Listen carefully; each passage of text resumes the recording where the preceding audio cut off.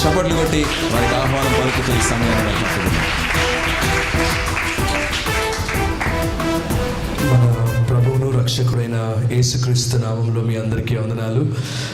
So good to see you all once again. పోయిన సంవత్సరం నాకు ఎవరు తెలియదు, మీరెవరు, కానీ కొన్ని పరిచయమైన ముఖాలు, తెలిసిన ముఖాలు మీలో చూడడం, మిమ్మల్ని గుర్తించడం జరుగుతుంది. Thank you once again brother Paul for inviting me again.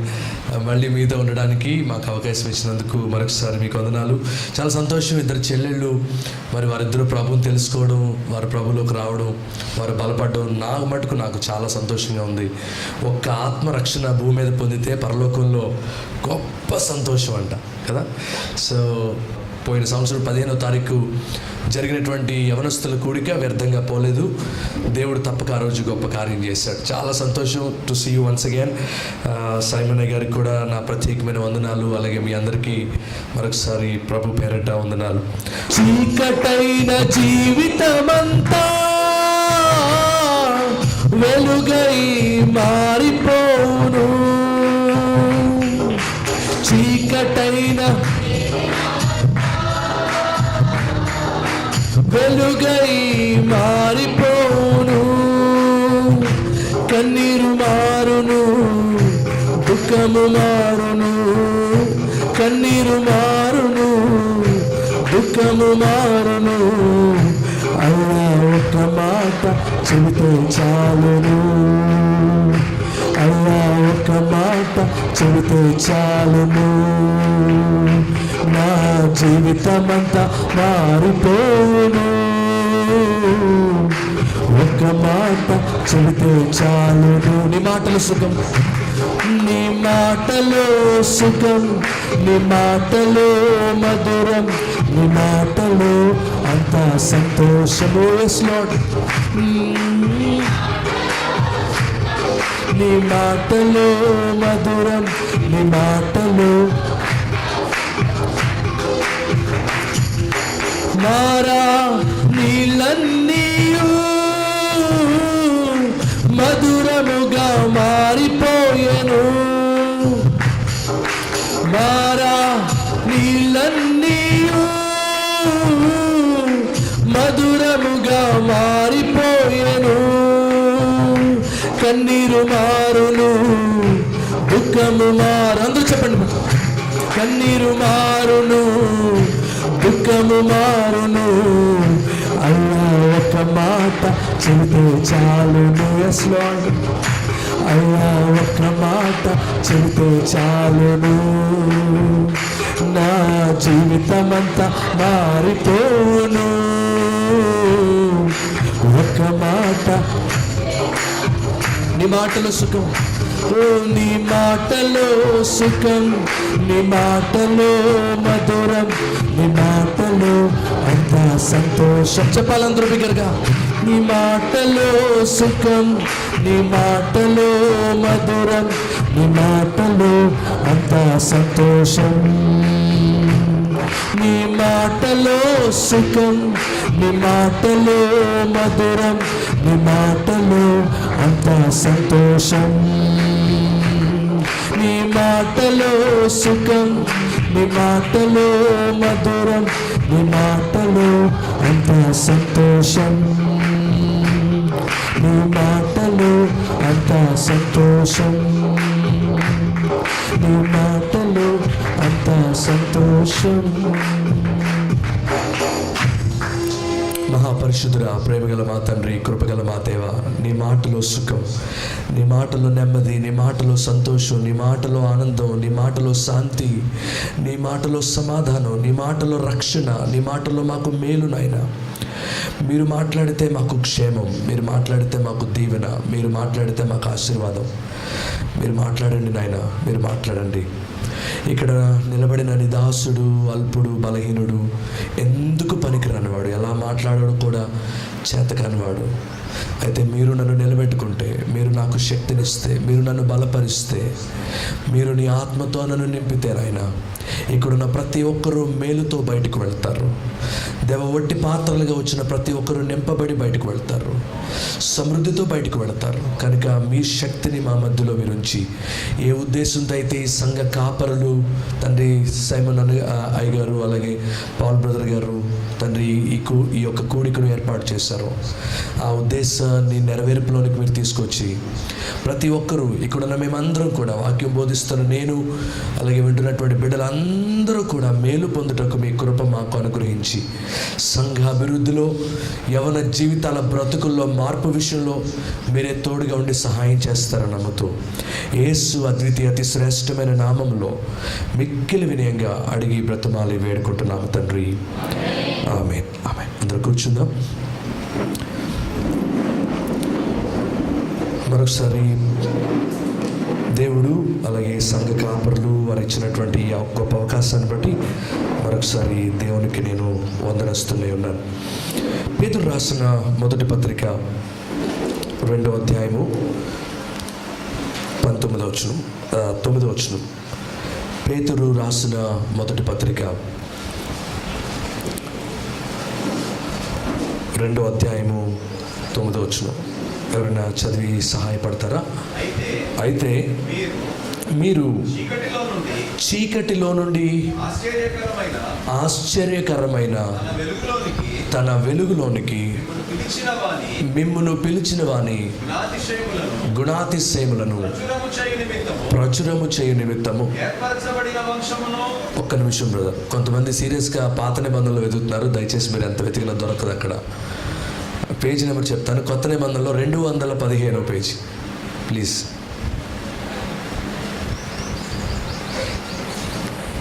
Brother మళ్ళీ ప్లీజ్. అయితే మీరు చీకటిలో నుండి ఆశ్చర్యకరమైన తన వెలుగులోనికి మిమ్మను పిలిచిన వాని గుణాతిశయములను ప్రచురము చేయు నిమిత్తము ఏర్పరచబడిన వంశమును,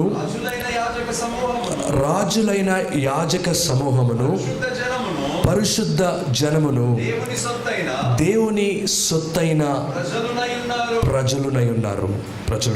ఈ రోజుకి నేను ఎన్నుకున్నటువంటి టైటిల్ అంటే నా మొదటి వర్తమానానికి అలాగే 2వ వర్తమానానికి ఏం టైటిల్ పెడితే బాగుంటుందని అనుకొని నాకు అనిపించింది, దేవుడు నాకు ఇచ్చిన ప్రేరేపణను బట్టి యేసులో విజయం.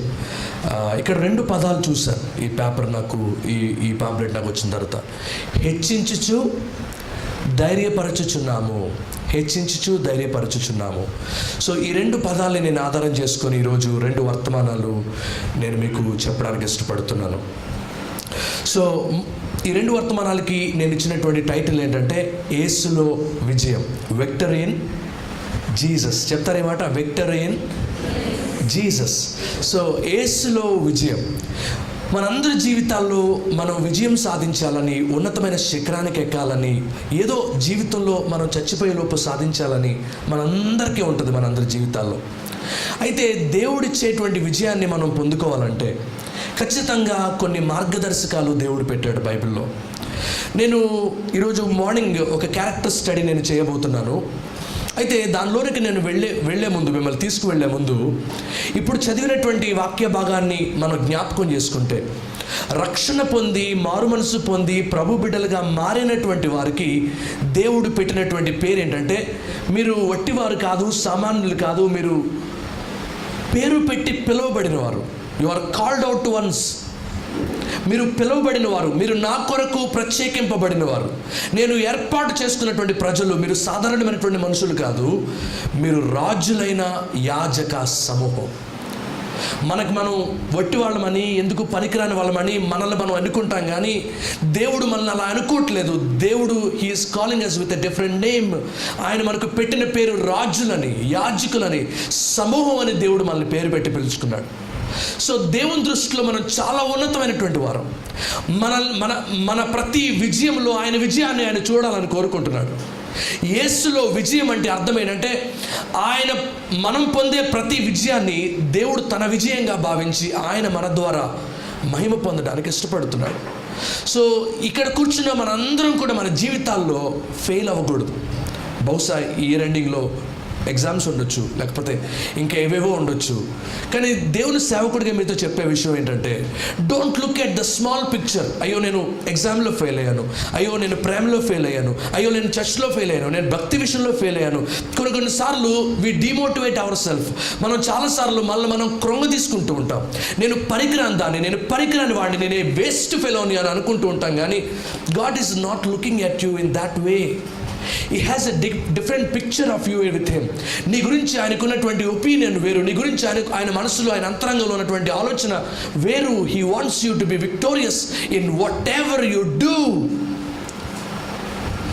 సో యేసులో విజయం పొందాలంటే రక్షింపబడినటువంటి మనం, లేదా ప్రభువులో ఉన్నటువంటి మనం, ప్రభువులో కొనసాగుతున్నటువంటి మనం, మందిరానికి వెళ్ళేటువంటి మనం, దైవ సేవకులు చెప్పేటువంటి మాటలు వినేటువంటి మనం ఎలా జీవించాలో ఈరోజు నేను చెప్పడానికి ప్రయత్నం చేస్తాను. 2 పూట్ల కూడా వాక్యం తీద్దాం. ఆదికాండం 1వ అధ్యాయము 26వ వచనం. ఆదికాండం 1వ అధ్యాయము 26వ వచనం. దేవుడు మన స్వరూపమందు మన పోలిక చొప్పున నరులను చేయుదమని.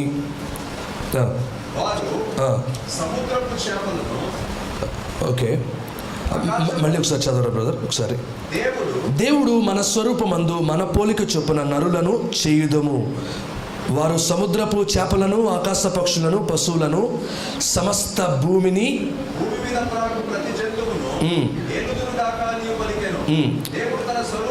దేవుడు తన స్వరూపమందు నరుని సృజించెను.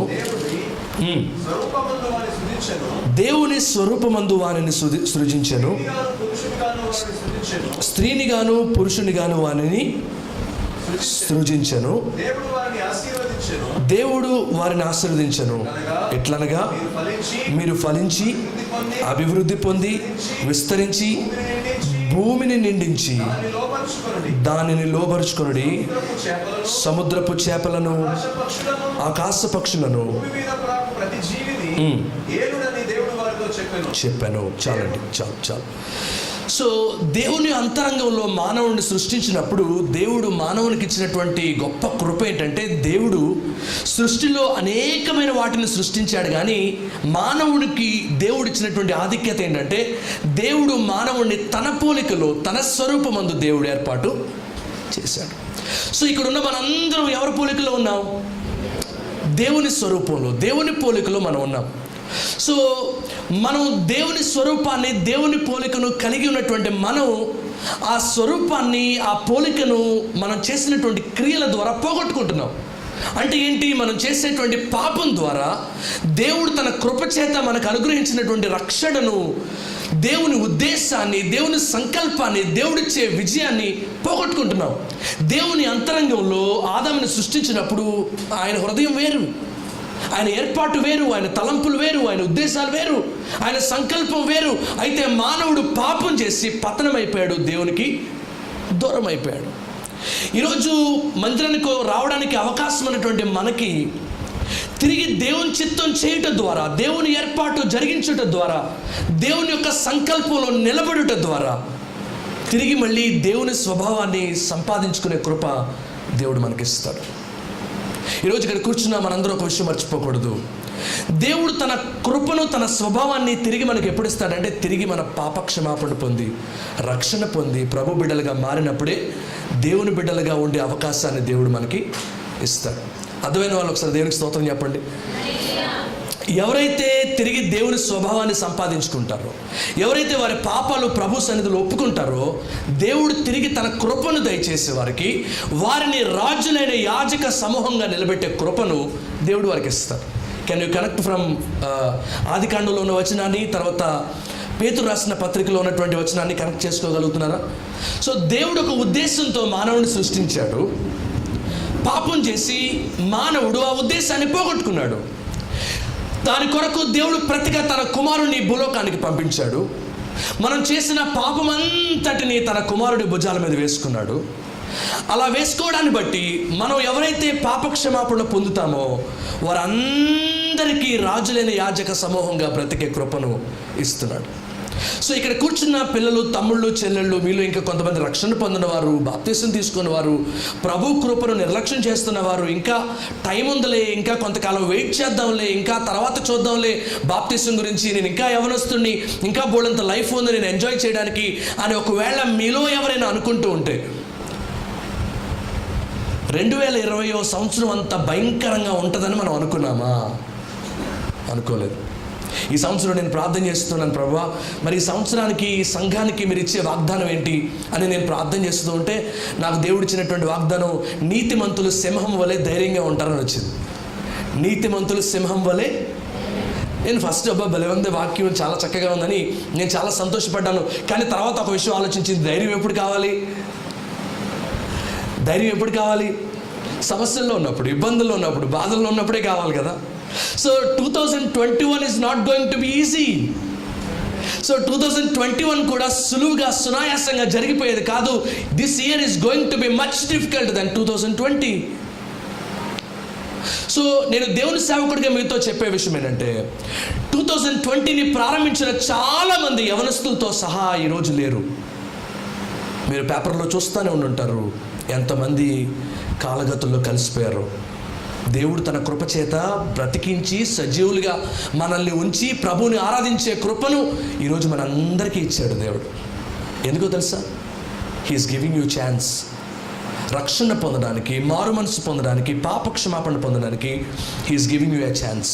ఒకరోజు ఒక బాబున్నాడట, వాళ్ళ నాన్నగారు వడ్రంగి పని చేస్తారు. నాన్నగారి దగ్గర పని నేర్చుకుంటూ ఉండేవాడు. సో వాళ్ళ నాన్నగారి దగ్గర వాళ్ళ నాన్నగారు పని చేస్తున్నప్పుడు మిగిలిన చెక్క ముక్కలన్నీ పోగు చేసి దాంతో ఒక చక్కటి పడవ తయారు చేశాడంట. దానికి చక్కటి రంగులు వేసాడంట. దాన్ని చాలా ప్రేమగా చూసుకుంటున్నాడు అంట. ఎవరు తయారు చేశారో నాకు తెలియదు, ఇది నాకు దొరికింది, నేను సేల్కి పెట్టాను. ఒకవేళ ఇది నువ్వు సంపాదించుకోవాలనుకుంటే దీన్ని 100 రూపాయలు వచ్చి కట్టి తీసుకెళ్ళన్నాడు. అదంటే ఎంతో ఇష్టం, ఎంతో ప్రేమతో దాన్ని చేసుకున్నాడు. దానికి కావాల్సిన రంగులన్నీ వేసుకున్నాడు, దాన్ని ఎంతో ప్రేమగా చూసుకున్నాడు. ఇప్పుడు అది పోయింది, అది మళ్ళీ దొరికే అవకాశం ఉంది. పరుగున ఇంటికి వెళ్ళాడు. తను పోగు చేసుకున్న డబ్బులన్నీ కూడగట్టుకున్నాడు, లెక్క పెట్టుకున్నాడు, చిల్లర పైసలన్నీ. అమ్మగారిని అడిగాడు, నాన్నగారిని అడిగాడు, తెలిసిన ఫ్రెండ్స్ని అడిగాడు, 100 రూపాయలు పోగు చేసుకున్నాడు. తీసుకెళ్ళి షాప్ కీపర్కి ఇచ్చి ఆ బోర్డు తీసుకున్నాడట. తీసుకొని తన గుండెలకు హత్తుకొని ఇలా అన్నాడట, ఒకప్పుడు నువ్వు నాదానివే, నా నుండి దూరం అయ్యావు, మళ్ళీ తిరిగి నేను వెలకట్టి నేను సంపాదించుకున్నాను. ఒకప్పుడు దేవుడు తన పోలికలో, తన స్వరూపమందు మానవుడిని దేవుడు సృష్టించాడు. మానవుడు పాపం చేసి దేవునికి దూరం అయిపోయాడు. దేవుడు తిరిగి తన కుమారుణ్ణి భూలోకం మీదకి పంపించి ఆయనను కలువరి శిలువలో వేలాడి తీయటం ద్వారా మనందరినీ తిరిగి సంపాదించుకోవడానికి దేవుడు ఇష్టపడుతున్నాడు.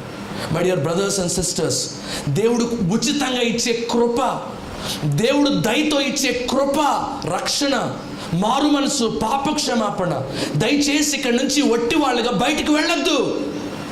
ఈ కృప మళ్ళీ మీకు దొరకకపోవచ్చు.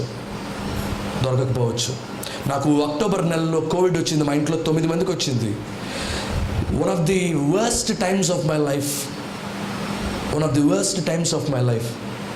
నేనైతే అనుకోలేదు మళ్ళీ మైక్ పట్టుకుంటాను, మళ్ళీ వాక్యం చెప్తానని.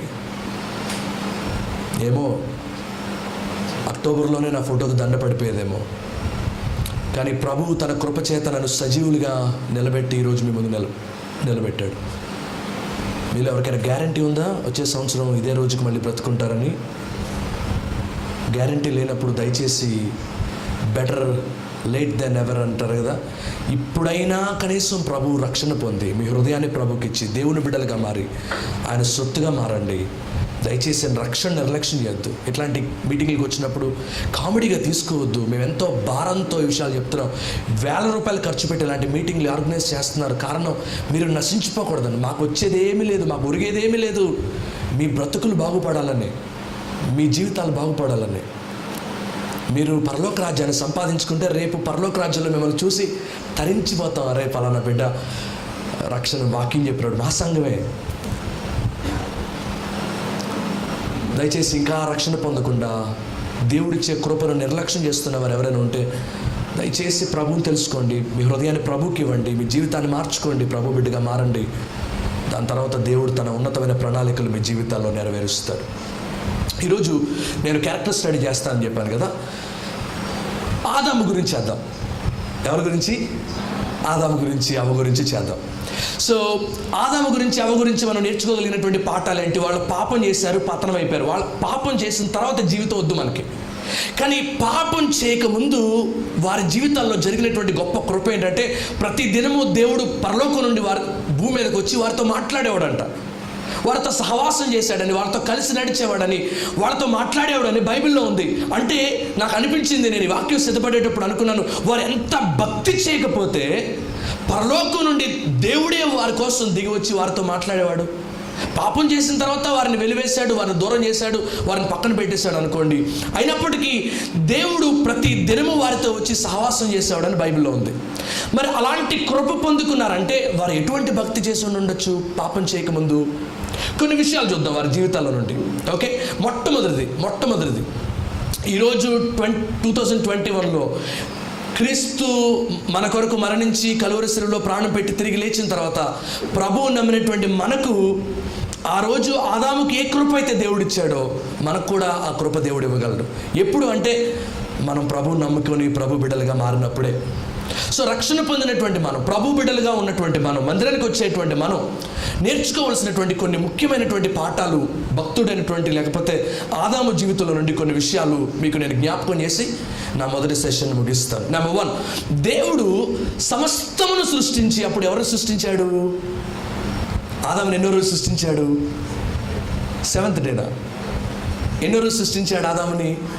6వ రోజు. మిగిలిన ముందు రోజులన్నీ కూడా దేవుడు సృష్టిని సృష్టించాడు. ఎందుకని ఎవరైనా చెప్తారా? 2nd డేనో 3rd డేనో సృష్టించవచ్చుగా. ఎందుకు 6వ రోజునే దేవుడు ఆదాముని సృష్టించాడు?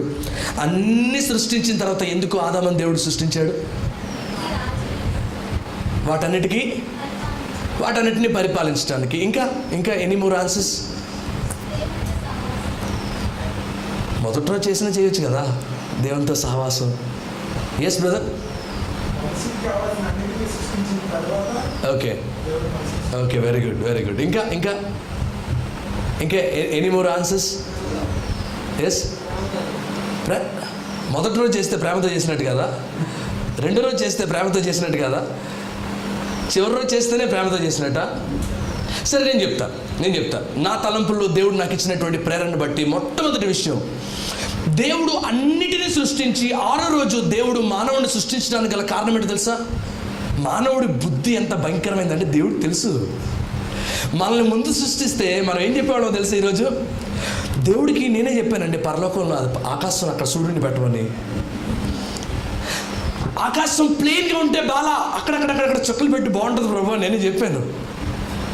రాత్రిపూట మరీ చీకటిగా ఉంటే ఇబ్బందిగా ఉంటుంది నడవాలంటే, కాబట్టి చంద్రుడిని పెట్టమని నేనే చెప్పాను. ఇది మన స్వభావం. సో మన స్వభావం తెలిసినటువంటి దేవుడు ఏం చేశాడంటే మనల్ని ఎన్నో రోజు సృష్టించాడు? 6వ రోజు సృష్టించాడు. బైబిల్లో ఒక మాట చాలా స్పష్టంగా రాయబడి ఉంది, తనను తాను హెచ్చించుకోనివాడు తగ్గించుకోవాలి, తనను తాను తగ్గించుకునేవాడు హెచ్చించుకోవాలి. ఈరోజు యవనస్తుల మీటింగ్కి వచ్చిన మీరు అందరూ ఒకవేళ ఈ మీటింగ్ కొరకు చాలా కష్టపడి ఉండొచ్చు, చాలా ప్రయాసపడి ఉండొచ్చు, చాలా ఇబ్బందులు పడి ఉండొచ్చు. One thing, never tell that I have done something. ఎప్పుడు చెప్పొద్దు. ఎందుకంటే ఒకవేళ నిన్ను ఇక్కడున్న ఎవరు రికగ్నైజ్ చేయకపోవచ్చు. అరే పాలను నన్ను రికగ్నైజ్ చేయట్లేదు, పాస్టర్ గారు నన్ను రికగ్నైజ్ చేయట్లేదు, ఎవరు నన్ను రికగ్నైజ్ చేయట్లేదు, నేను ఎంత కష్టపడ్డాను తెలుసా, ఈరోజు ఎంత గ్రాండ్గా జరిగిందంటే దీని వెనకాల నా కష్టం ఉంది, దీనికోసం వాల్ పోస్టులు వేశాను, దీనికోసం ఫ్లెక్సీలు కట్టాను, నేను దీనికోసం ఎంతమంది దగ్గర తిరిగాను, ఎన్ని ఫోన్ కాల్స్ చేశాను. Never tell it. క్రైస్తవుని లక్షణం ఆదాము జీవితం ద్వారా మనం నేర్చుకునేటువంటి మొట్టమొదటి పాఠం ఏంటంటే నువ్వు తగ్గాలి, దేవుడు హెచ్చాలి, అంతే. ఒకవేళ మీరు నమ్మకంగా పనిచేస్తూ ఉంటే నమ్మకంగా పని చేయండి. Don't expect anything from Paul అన్న. మీరు నమ్మకంగా ఈ పరిచర్య కొరకు ఏదైనా శ్రమ పడుతూ ఉంటే యవనస్తులుగా నమ్మకంగా పనిచేయండి. ఏది ఎక్స్పెక్ట్ చేయొద్దు. నమ్మకంగా దేవునిలో నలగండి, ప్రయాసపడండి, కష్టపడండి, ప్రభువుని చూడండి. నిన్ను నువ్వు హెచ్చించుకోవడం దేవుని చిత్తం కాదు, నిన్ను నువ్వు ఘనపరచుకోవడం దేవుని చిత్తం కాదు. నాకు గొప్ప రావాలి, నాకు ఘనత రావాలని ఒకవేళ నువ్వు కోరుకుని ఉంటే, ఒకవేళ అదే దేవుని చిత్తం అయితే నిన్ను ముందే చేసేవాడు, నీ సలహాలు కూడా తీసుకునేవాడు. కానీ దేవుడు నిన్ను చెట్ట చివరి చేయడం కారణం నువ్వు మరుగునుండడం దేవుని చిత్తం, నువ్వు వెనకాల ఉండడం దేవుని చిత్తం, ఆయనకు మాత్రమే ప్రథమ స్థానం ఇవ్వడం దేవుని చిత్తం. ఆయన హెచ్చింపబడ్డం ఆయన చిత్తం.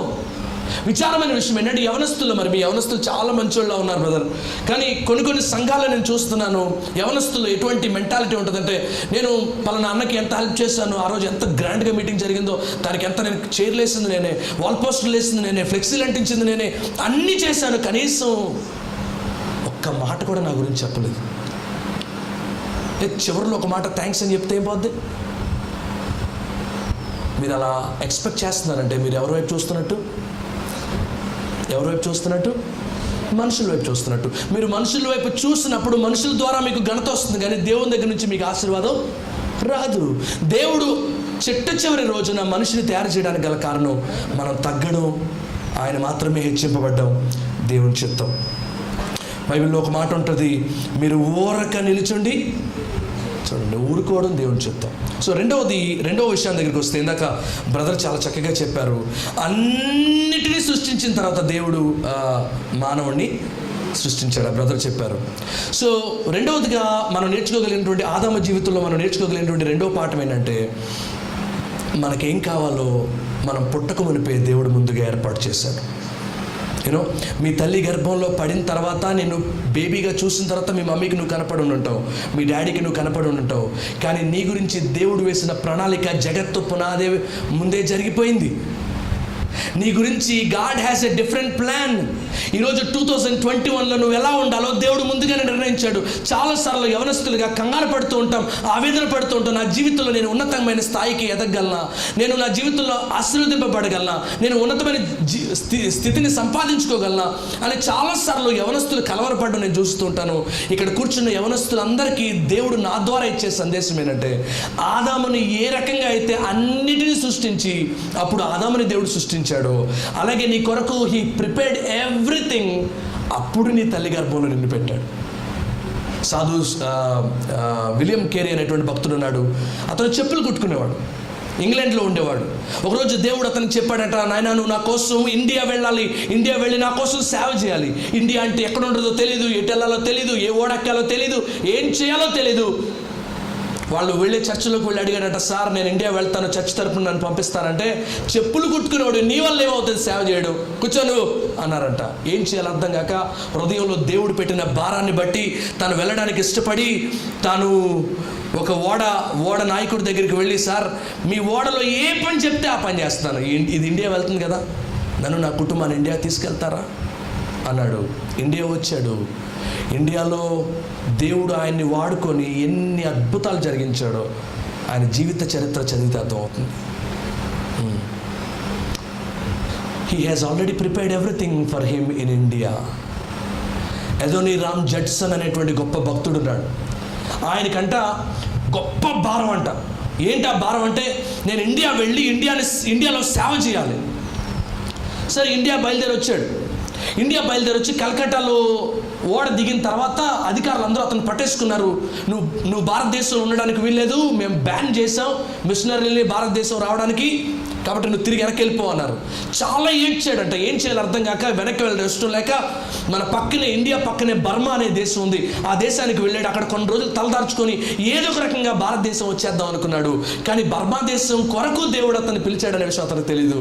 బర్మా దేశంలో నిలబడ్డాడు, బర్మా దేశాన్ని ప్రభు కొరకు సంపాదించాడు. ఈరోజు బర్మా దేశంలో ఎక్కువ మంది క్రైస్తవులు ఉండడానికి కారణం సింగిల్ పర్సన్, అదోనీరామ్ జడ్సన్. ఈరోజు నీ జీవితం గురించి నీకు సరైన ప్రణాళిక లేకపోవచ్చు, నీకు సరైన ఆలోచన లేకపోవచ్చు, నీ జీవితం గురించి నీకు సరైన తలంపు లేకపోవచ్చు, కానీ దేవుడు నీ గురించి ఎప్పుడో అన్నిటినీ సిద్ధం చేసి రెడీగా పెట్టాడు, వడ్డించిన భోజనం పెట్టినట్టు పెట్టాడు. You have to feed it అంతే. నిన్ను తింటమే, నువ్వు ఆరగించడమే, నువ్వు సంతోషించడమే, నువ్వు ఆనందించడమే. ఒక కారణం లేకుండా, ఒక ఉద్దేశం లేకుండా నువ్వు పుట్టలేదు. నీ పట్ల దేవునికి ఒక బలమైనటువంటి సంకల్పం, ఉద్దేశం ఉంది. కొన్నిసార్లు we feel so much that మనం అనుకుంటాం, నాకు ఏ టాలెంట్ ఉంది, నేను చర్చిలో పాట పాడగలనా, ఏదైనా అన్నయ్యకి ఏదైనా హెల్ప్ చేయగలనా, లేకపోతే మా ఇంట్లో నేను ఏదైనా హెల్ప్ చేయగలనా, నేను ఒక స్థానానికి వెళ్తానా నా జీవితంలో, నువ్వు అనుకుంటున్నావు. కానీ God is not looking at you like that. He has a different plan for you.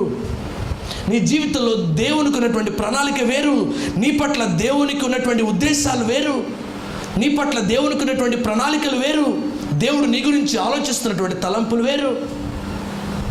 మూడవది, ఆదాముని సృష్టించిన తర్వాత ఆదాము ఎదుర్కొన్నటువంటి మొట్టమొదటి రోజు ఏంటి? విశ్రాంతి దినం.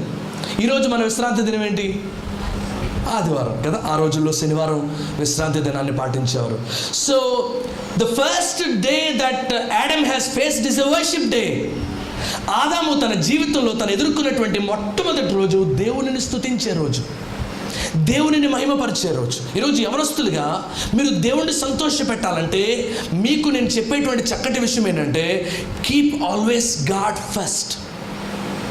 మీ జీవితాల్లో ఉన్నతమైన శిఖరాన్ని, యేసులో విజయం, యేసులో గొప్ప జయం పొందుకోవాలంటే, if you want to see victory in Jesus, give him the first place. ఆయనకి మొట్టమొదటి స్థానం ఇవ్వకుండా రెండో స్థానమో, మూడో స్థానమో, నాలుగో స్థానమో, ఐదో స్థానం ఇచ్చి ప్రభువా నా జీవితంలో నాకు విజయం ఇవ్వమంటే ఆయన ఎవడు? ఆయన రోషం కలిగిన వాడు. ఆయన మహిమను ఎవరితో పంచుకోవడానికి ఆయన ఇష్టపడ్డు.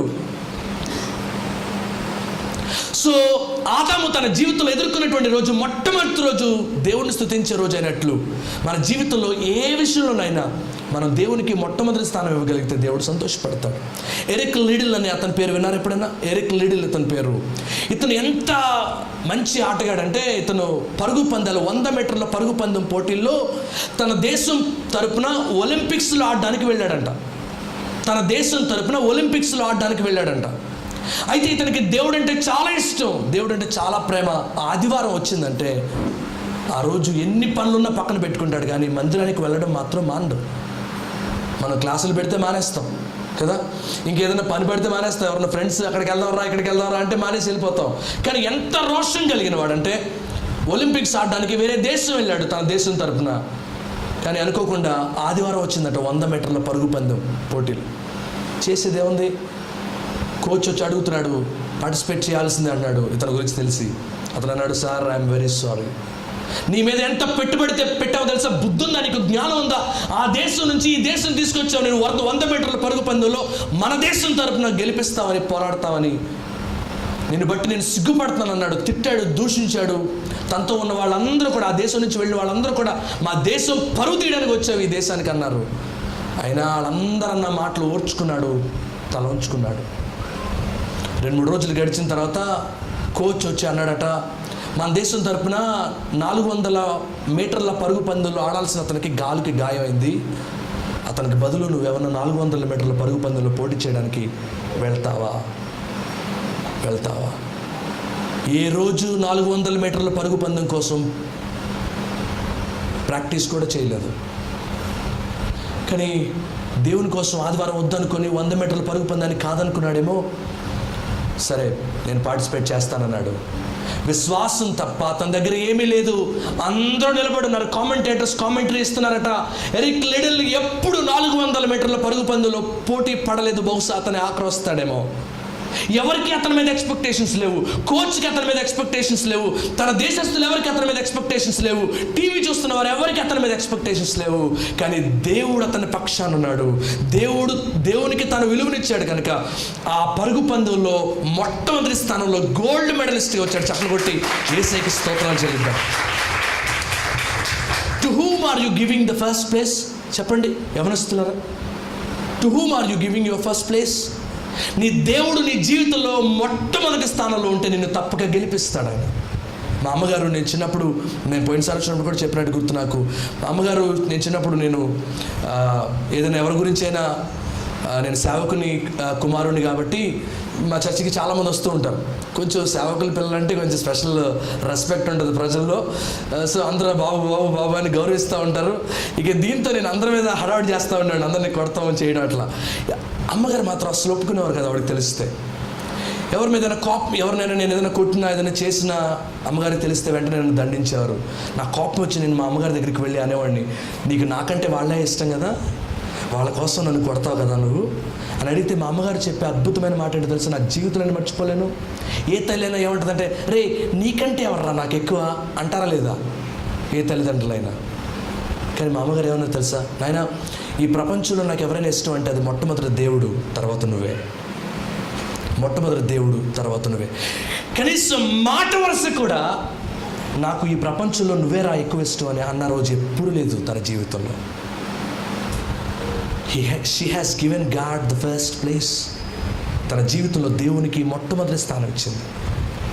ఈరోజు యవనస్తులారా, మీ జీవితాల్లో విజయాన్ని సంపాదించుకోవాలనుకుంటే, మీ జీవితంలో ఉన్నతమైన శిఖరానికి ఎక్కాలనుకుంటే, మీరు ఏదో నీ జీవితంలో చచ్చిపోయేలోపు సాధించాలనుకుంటే, give God the first place. ప్రభా, నీకోసం నా తల్లిదండ్రులు కాదు, నీకోసం నా రక్త సంబంధికులు కాదు, నీకోసం నేను ప్రేమించిన వాళ్ళు కాదు, నీకోసం నేను కావాలనుకున్న వాళ్ళు కాదు, ఒకవేళ నీకు ఇష్టం కాని నాలో ఏదైనా ఉంటే నీకోసం వాళ్ళని వదిలిపెట్టడానికైనా నాకు ఇష్టమే.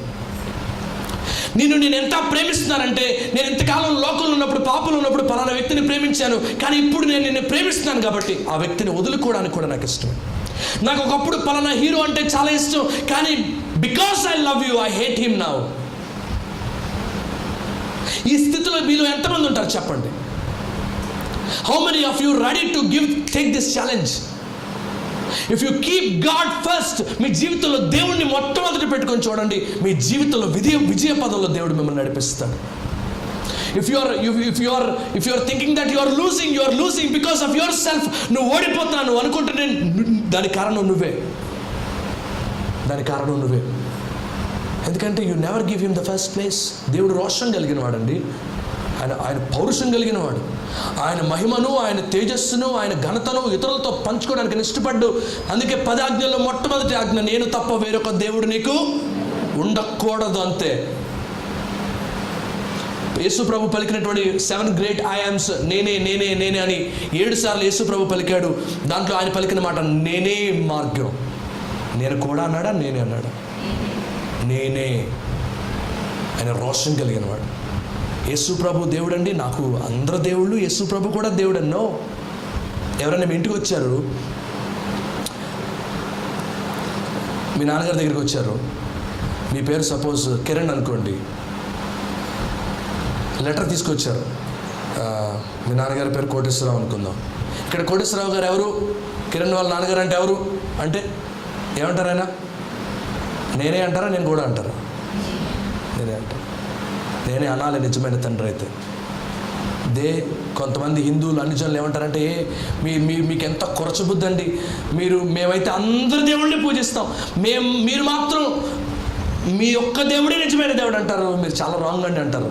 ఎందుకు రాంగ్? ఒక తండ్రి తన బిడ్డని నా బిడ్డ అని చెప్పుకోవడం తప్పు లేనప్పుడు, దేవుడు సృష్టికర్త, సజీవుడు, నేనే దేవుడిని అని చెప్పుకుంటే తప్పు వచ్చిందా? సృష్టిని సృష్టించాడు, నేననక నేను కూడా అంటాడు ఆయన. నీ ఉనికికి కారణం ఆయన కాబట్టి నేను కూడా అంటాడా? నేనే అంటాడా? ఒక నిజమైన తల్లి ఈ బిడ్డ నా బిడ్డ అని ఎలా అంటదో, ఈ సృష్టించిన సృష్టికర్త కూడా నేనే అన్నాడు. So give him the first place in your life. త్వరగా చెప్పి మరొక మాట ముందుకు వెళ్దాం. ఆదికాండం 2వ అధ్యాయం 18 వచనం చదవండి. ఆదికాండం 2వ అధ్యాయం 18 వచనం.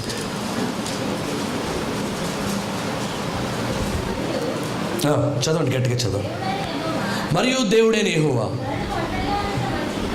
నరుడు ఒంటరిగా ఉండటం మంచిది కాదు, వానికి సాటి అయిన సహాయము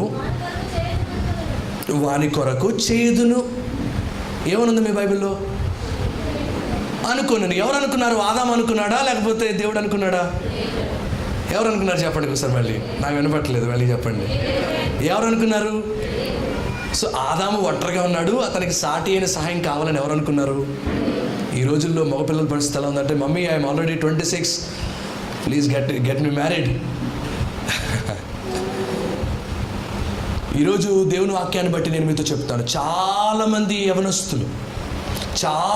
యవనస్తులు దేవుడు మీ గురించి ఒక నిర్ణయం తీసుకోక మునిపే, అంటే దేవుని సమయం మీ జీవితంలో రాకమునిపే తొందరపడి వివాహాలు చేసుకుని జీవితంలో పతనమైపోతున్నారు. ప్రేమిస్తున్నారు, పెళ్ళిళ్ళు చేసుకున్నారు, కొన్ని రోజులకి ఆ కుటుంబాలు పెటాకులు అయిపోతున్నాయి, జీవితాలు సర్వనాశనం అయిపోతున్నాయి. ఎంతమంది జీవితాలు లేవు చెప్పండి? నాకు తెలిసి మీ ఊరు గురించి మీకంటే బాగా తెలిసిన వాళ్ళు ఎవరు లేరు, కాబట్టి మీరే చెప్పగలరు ఎన్ని ఉదాహరణలు చెప్తారో. కొన్నిసార్లు తల్లిదండ్రులు ఎంత కంగారు పడతారో, పాస్టర్ గారు మా అమ్మాయి కోసం ప్రార్థన చేయండి, మా అమ్మాయికి ఇంకా పెళ్ళి అవ్వట్లేదు, 20 ఏళ్ళు వచ్చేసినాయి, 25 ఏళ్ళు వచ్చేసినాయి, 27 ఏళ్ళు వచ్చేసినాయి, కంగారు పడిపోతూ ఉంటారు పిల్లల పెళ్లి కోసం. నేను అంటాను, దేవుడు అనుకున్నప్పుడు తప్పక నీ కుమార్తెకి వివాహం చేస్తాడు. నువ్వు దేవుని సంకల్పంలో ఉన్నావు కదా, నువ్వు దేవుని ఉద్దేశంలో ఉన్నావు కదా, నువ్వు దేవుని ఏర్పాట్లో ఉన్నావు కదా, ఖచ్చితంగా దేవుడు ఏదో ఒక రోజు నీ బిడ్డల విషయంలో ఆయన నిర్ణయం తీసుకుంటాడు కదా. ఆయన నిర్ణయం తీసుకోకముందు ఎందుకు అంత కంగారు నీకు? ఉద్యోగం రాకపోతే కంగారు, ఇల్లు ప్రారంభించేది మధ్యలో ఆగిపోతే కంగారు, ప్రతి విషయంలో కూడా కంగారే. నీ జీవితంలో దేవుడు ఒక రోజు అనుకుంటాడు, ఆ రోజు దేవుడు నీ జీవితంలో గొప్ప కార్యం చేస్తాడు. ఆ రోజు కోసం వెయిట్ చేయి. మా ఊరిలో ఒక అమ్మాయి ఉంది, పెళ్ళి 2 సంవత్సరాలు అయింది. ఆ పాపకి ఇంకా ప్రెగ్నెన్సీ రాలేదు. ప్రెగ్నెన్సీ రాకపోయేసరికి ఎంత కడుపు నొప్పి అంటే కొంతమందికి వెళ్ళిపోయి హాస్పిటల్కి విపరీతంగా ఇంజక్షన్లు చేయించేసుకుంది. రావట్లా, చేయించుకుంది 6 months ఇంజక్షన్స్ చేయించుకుంది. ఎంత పవర్ఫుల్ ఇంజక్షన్స్ ఆమెకు వాడిన డాక్టర్ ఇచ్చారంటే ఆమె గర్భసంచి కుళ్ళిపోయిందంట, పాడైపోయిందంట. మొన్న ఆదివారం మందిరానికి వచ్చింది. ఇంకొక సిస్టర్ గారు లేచి నిలబడి వాక్యం చెప్తూ అన్నారు, సాక్ష్యం చెప్తూ అన్నారు, నాకు 11 సంవత్సరాల తర్వాత దేవుడు నాకు బిడ్డనిచ్చాడు అని అంటూ ఉంటే ఆ పాప ఆరాధన అంతా అయిపోయిన తర్వాత నా దగ్గరికి వచ్చి ఏడ్చింది. అన్న, దేవుడు ఇచ్చే వరకు వెయిట్ చేయలేకపోయాను. ఆ పాప 11 సంవత్సరాల తర్వాత దేవుడు బిడ్డనిచ్చిన ఆ తల్లి, ఆ సిస్టర్ గారు లేచి నిలబడి చెప్తూ, నేను ఒక్క మందు వాడలేదు, ప్రభు కొరకు ఎదురు చూశాను, ప్రభు వైపే చూశాను, ప్రభు నా కోరిక తీర్చాడు.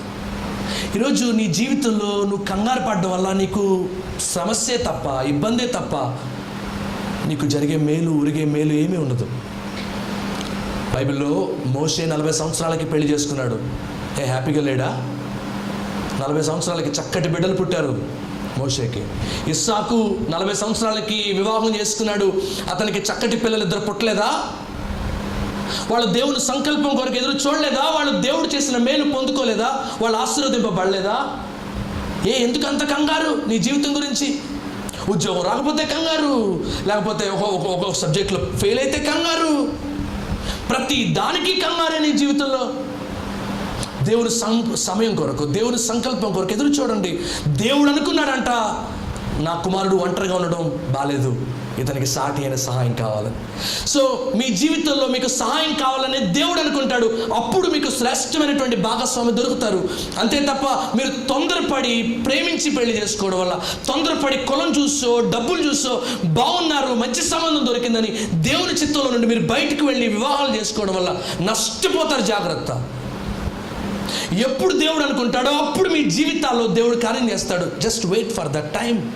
Whether it is 28 years, 30 years, 35 years, wait for his timing. God's timing is always the best timing. Supriya అనే పాప ఉంది, నేను పరిచయం చేసే సంఘాల్లో. 20 సంవత్సరాల అమ్మాయికి ఒకరోజు వాళ్ళ అమ్మగారు నా దగ్గరికి ఇన్విటేషన్ కార్డు తీసుకొచ్చారు, పెళ్లి కార్డు తీసుకొచ్చారు. ఏంటమ్మా పెళ్ళి అప్పుడే సుప్రియకి పెళ్లి చేస్తున్నారా? ఇప్పుడిప్పుడే కదా చక్కగా ఎదుగుతుంది, ఇంకా కొంతకాలం ఆగపోయారంటే, లేదు పాస్టర్ గారు చాలా మంచి సంబంధం దొరికింది, వెంటనే కుదిరిచేసాం, చాలా మంచి పిల్లాడు, మంచి ఉద్యోగం చేస్తున్నాడు, చాలా బాగుంది లైఫ్ అతనిది, మా అబ్బాయికి ఇస్తే బాగుంటుందని మాకు అనిపించింది, వెంటనే మేము కుదిరిచేసుకున్నాం, ఇదిగో పెళ్లి కార్డు, ఇదిగో పలానా టైంలో ఉంది పెళ్ళి, మీరు రండి పెళ్ళికి అన్నారు. మొదట సంకోచించాం కానీ సరే చేసేదే ఉంది, వెరీ గుడ్, చాలా సంతోషం, పలానా రోజు పెళ్ళికి వస్తామని చెప్పాము. ఆ రోజు పెళ్ళికి వెళ్ళాము, ఆ బిడ్డలు దీవించాం, ఆ బిడ్డల కోసం ప్రార్థన చేసి వచ్చేసాం. విచారమైన విషయం ఏంటంటే ఈ అమ్మాయికి 20 సంవత్సరాలు పెళ్ళైనప్పుడు 21వ సంవత్సరం వచ్చింది. వన్ ఇయర్ దాటింది అంతే పెళ్ళై, 1 year దాటింది పెళ్ళై. ఒకరోజు ఇలాంటి సంక్రాంతి సెలవుల్లోనే ఒక సండే సంక్రాంతి సెలవుల్లో ఇంటికి వచ్చాడట అతను. ఇంటికి వచ్చి భార్యాభర్తలు ఇద్దరు తల్లిదండ్రులు ఇంటికి వచ్చారు, భార్య తల్లి ఇంటికి వచ్చారు, అత్తగారి ఇంటికి వచ్చారు, ఇద్దరు కలిసి. సో ఇక్కడికి వచ్చారు, ఆ నైట్ అంతా సాటర్డే నైట్ వచ్చారు, సండే అంతా స్పెండ్ చేశారు. సండే మార్నింగ్ అన్నాడట, అమ్మ నువ్వు వస్తావా లేకపోతే నేను ఒక్కడే వెళ్ళా, ఇంకా కొన్ని రోజులు ఉంటావా అంటే, నేను కొన్ని రోజులు ఉంటానండి ఇక్కడే, మీరు వెళ్ళండి అందంట. ఈ అబ్బాయి పొద్దున్నే మంచిగా ఉంటుంది కదా, ఫాగ్ బాగుంటుంది కదా, పొద్దున్నే బయలుదేరి తన డ్యూటీ కోసమని 10 o'clock ఎప్పుడు డ్యూటీ, పొద్దున్నే బయలుదేరి వెళ్తున్నాడు. ఆ ఊరు నుంచి విజయవాడ వెళ్ళడానికి 1 గంట ప్రయాణం, 50 కిలోమీటర్ల ప్రయాణం. ఈ ప్రయాణం మధ్యలో తెల్లవారుజామున ఎదురుగుండా ఒక బొలెరో వచ్చి గుద్దేసింది. పల్సర్ బైక్కి ఫ్రంట్ ఎత్తుగా ఉంటుంది కదా, తగలరాని చోట తగిలింది, స్పాట్లో చచ్చిపోయాడు. విచారమైన విషయం ఏంటంటే 21 సంవత్సరాలకి సుప్రియ అనే యవనస్తురాలు విధవగా మిగిలిపోయింది. ఇన్ 21 years 21 సంవత్సరాలు ఆ పాపకి. ఇప్పుడు తల్లి నెత్తి నోరు బాదుకొని ఏడుస్తుంది, అయ్యా మేము ప్రార్థన చేయించలేదు, మేము ప్రభువుని అడగలేదు, తొందరపడ్డాం, ఇప్పుడు ఏడుస్తున్నాం మేము. ఫ్రెండ్స్, దేవుని చిత్తానికి ఎదురెళ్తే ఏడిపోయి నీ జీవితంలో మిగులుతుంది. దేవుని చిత్తాన్ని కాదనుకొని నీ జీవితాన్ని, నా జీవితం నా ఇష్టం, ఈ అమ్మాయి బాగుంది, ఈ అబ్బాయి బాగున్నాడు, నేను చూసి ఇష్టపడతాను, నేను పెళ్లి చేసుకుంటాను అనుకుంటే నష్టపోయేది నువ్వే. Your life is so precious. You know, 1 wrong step. ఇప్పటికీ అమ్మాయికి పెళ్లి కాలేదు, ఇది జరిగి 4 సంవత్సరాలు అయింది. ఇప్పటికీ ఏడుస్తూనే ఉంది, అయ్యో నా జీవితం ఎందుకు ఇలా అయిపోయింది. యవనస్తులుగా మీకు ఏమీ తెలీదు, చాలాసార్లు అన్నీ తెలుసు అనుకుంటారు, అంతే. మీ జీవితాన్ని మీ చేతుల్లోకి తీసుకుంటే మేము బాగా బ్రతుకుతాం అనుకుంటారు. నేను ఒక అమ్మాయిని ప్రేమిస్తే నా లైఫ్ బాగుంటుంది, నేను ఒక అబ్బాయిని ప్రేమిస్తే నా లైఫ్ బాగుంటుంది, అబ్బాయి దగ్గర మంచి ఉద్యోగం ఉంది, ఆ అమ్మాయి దగ్గర మంచి వ్యాపారం ఉంది, వాళ్ళ తల్లిదండ్రులు ఉన్నతమైన స్థితిలో ఉన్నారు, లేకపోతే మంచి అందంగా ఉంది. మీరు భౌతిక నేత్రాలతో చూస్తారు, మోసపోతారు. జాగ్రత్త. ఆదాము ఒంటరిగా ఉన్నాడని దేవుడు అనుకున్నాడంట. అందుకే ఆమెకు సాటి అయిన సహాయం కావాలని ఆయన అనుకున్నాడు. నీ జీవితంలో నీకు ఉద్యోగం ఎప్పుడు కావాలని అనుకుంటాడు. నువ్వు వ్యాపారం చేస్తే ఎప్పుడు సఫలుడు అవుతావు ఆయన అనుకుంటాడు. నీకు ఎప్పుడు పెళ్లి చేయాలో ఆయన అనుకుంటాడు. వెయిట్ చేయి. Look unto Lord, wait for him. ఓపికతో దేవుని కొరకు, దేవుని టైమింగ్ కొరకు ఎదురు చూడు. కంగారు పడ్డ వల్ల నష్టపోతావు. జాగ్రత్త. ఎంతమంది జీవితాలు భ్రష్టు పట్టిపోయినాయో. ఎద్దనపూడి అనే ఊరుంది మా ఊరు దగ్గర. ఆ ఊరిలో ఒక యవనస్తురాలు మందిరానికి వచ్చేది, చక్కగా పాటలు పాడి అన్ని విషయాల్లో యాక్టివ్గా పార్టిసిపేట్ చేశారు. ఒక అనుజన్ని ప్రేమించి వివాహం చేసుకొని ఇద్దరూ లేచి వెళ్ళిపోయారు. 6 నెలలు అంతే. 6 నెలలు సర్వనాశనం అయిపోయింది జీవితం.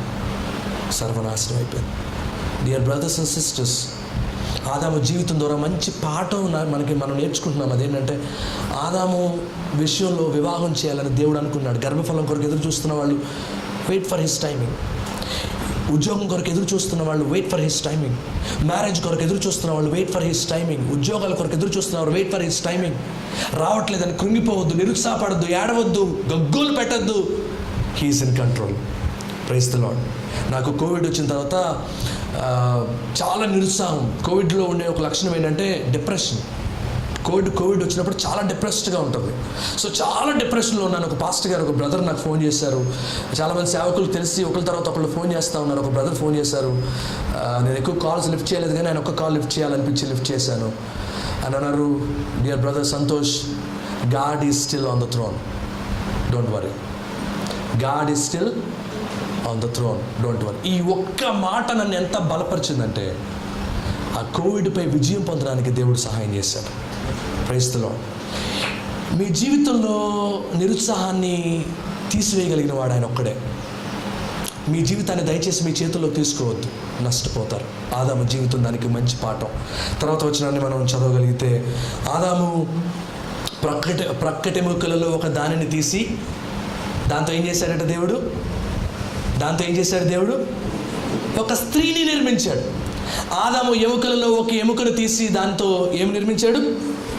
ఒక స్త్రీని నిర్మించాడు. నేను అనుకున్నాను ఒకసారి ఆదాము గురించి, అందరూ నా వైపు చూడండి, ఆదాము గురించి నేను వాక్యం సిద్ధపడుతున్నప్పుడు అనుకున్నాను, కనీసం ఆదాముకి ఒక్కసారైనా ప్రభా ఇక్కడ ఏదో ఎముకుండాలి కనపట్టలేదు, నా ప్రక్కటెముక ఏమైంది ప్రభా, ఏం జరిగింది నా జీవితంలో, ఏమైంది నాకు అంటే దేవుడు అనున్నాడేమో, నీకు ఆపరేషన్ చేశానయ్యా, నీ ఎముకలోంచి ఒక ఎముక తీసి దాంతో ఒక స్త్రీని నిర్మించానంటే బహుశా ఇలా అని ఉండొచ్చు. మనమైతే ఇక్కడున్న మనం ఎవరైనా అయితే ప్రభువా ఇంత పెద్ద ఆపరేషన్ చేసేటప్పుడు నాకు ఒక్క మాట అయినా చెప్పొచ్చు కదా. తర్వాత విషయం ఏంటంటే, దేవుని యొక్క సార్వభౌమ అధికారానికి ఆదాము సంపూర్ణంగా తనను తాను అప్పగించుకున్నాడు.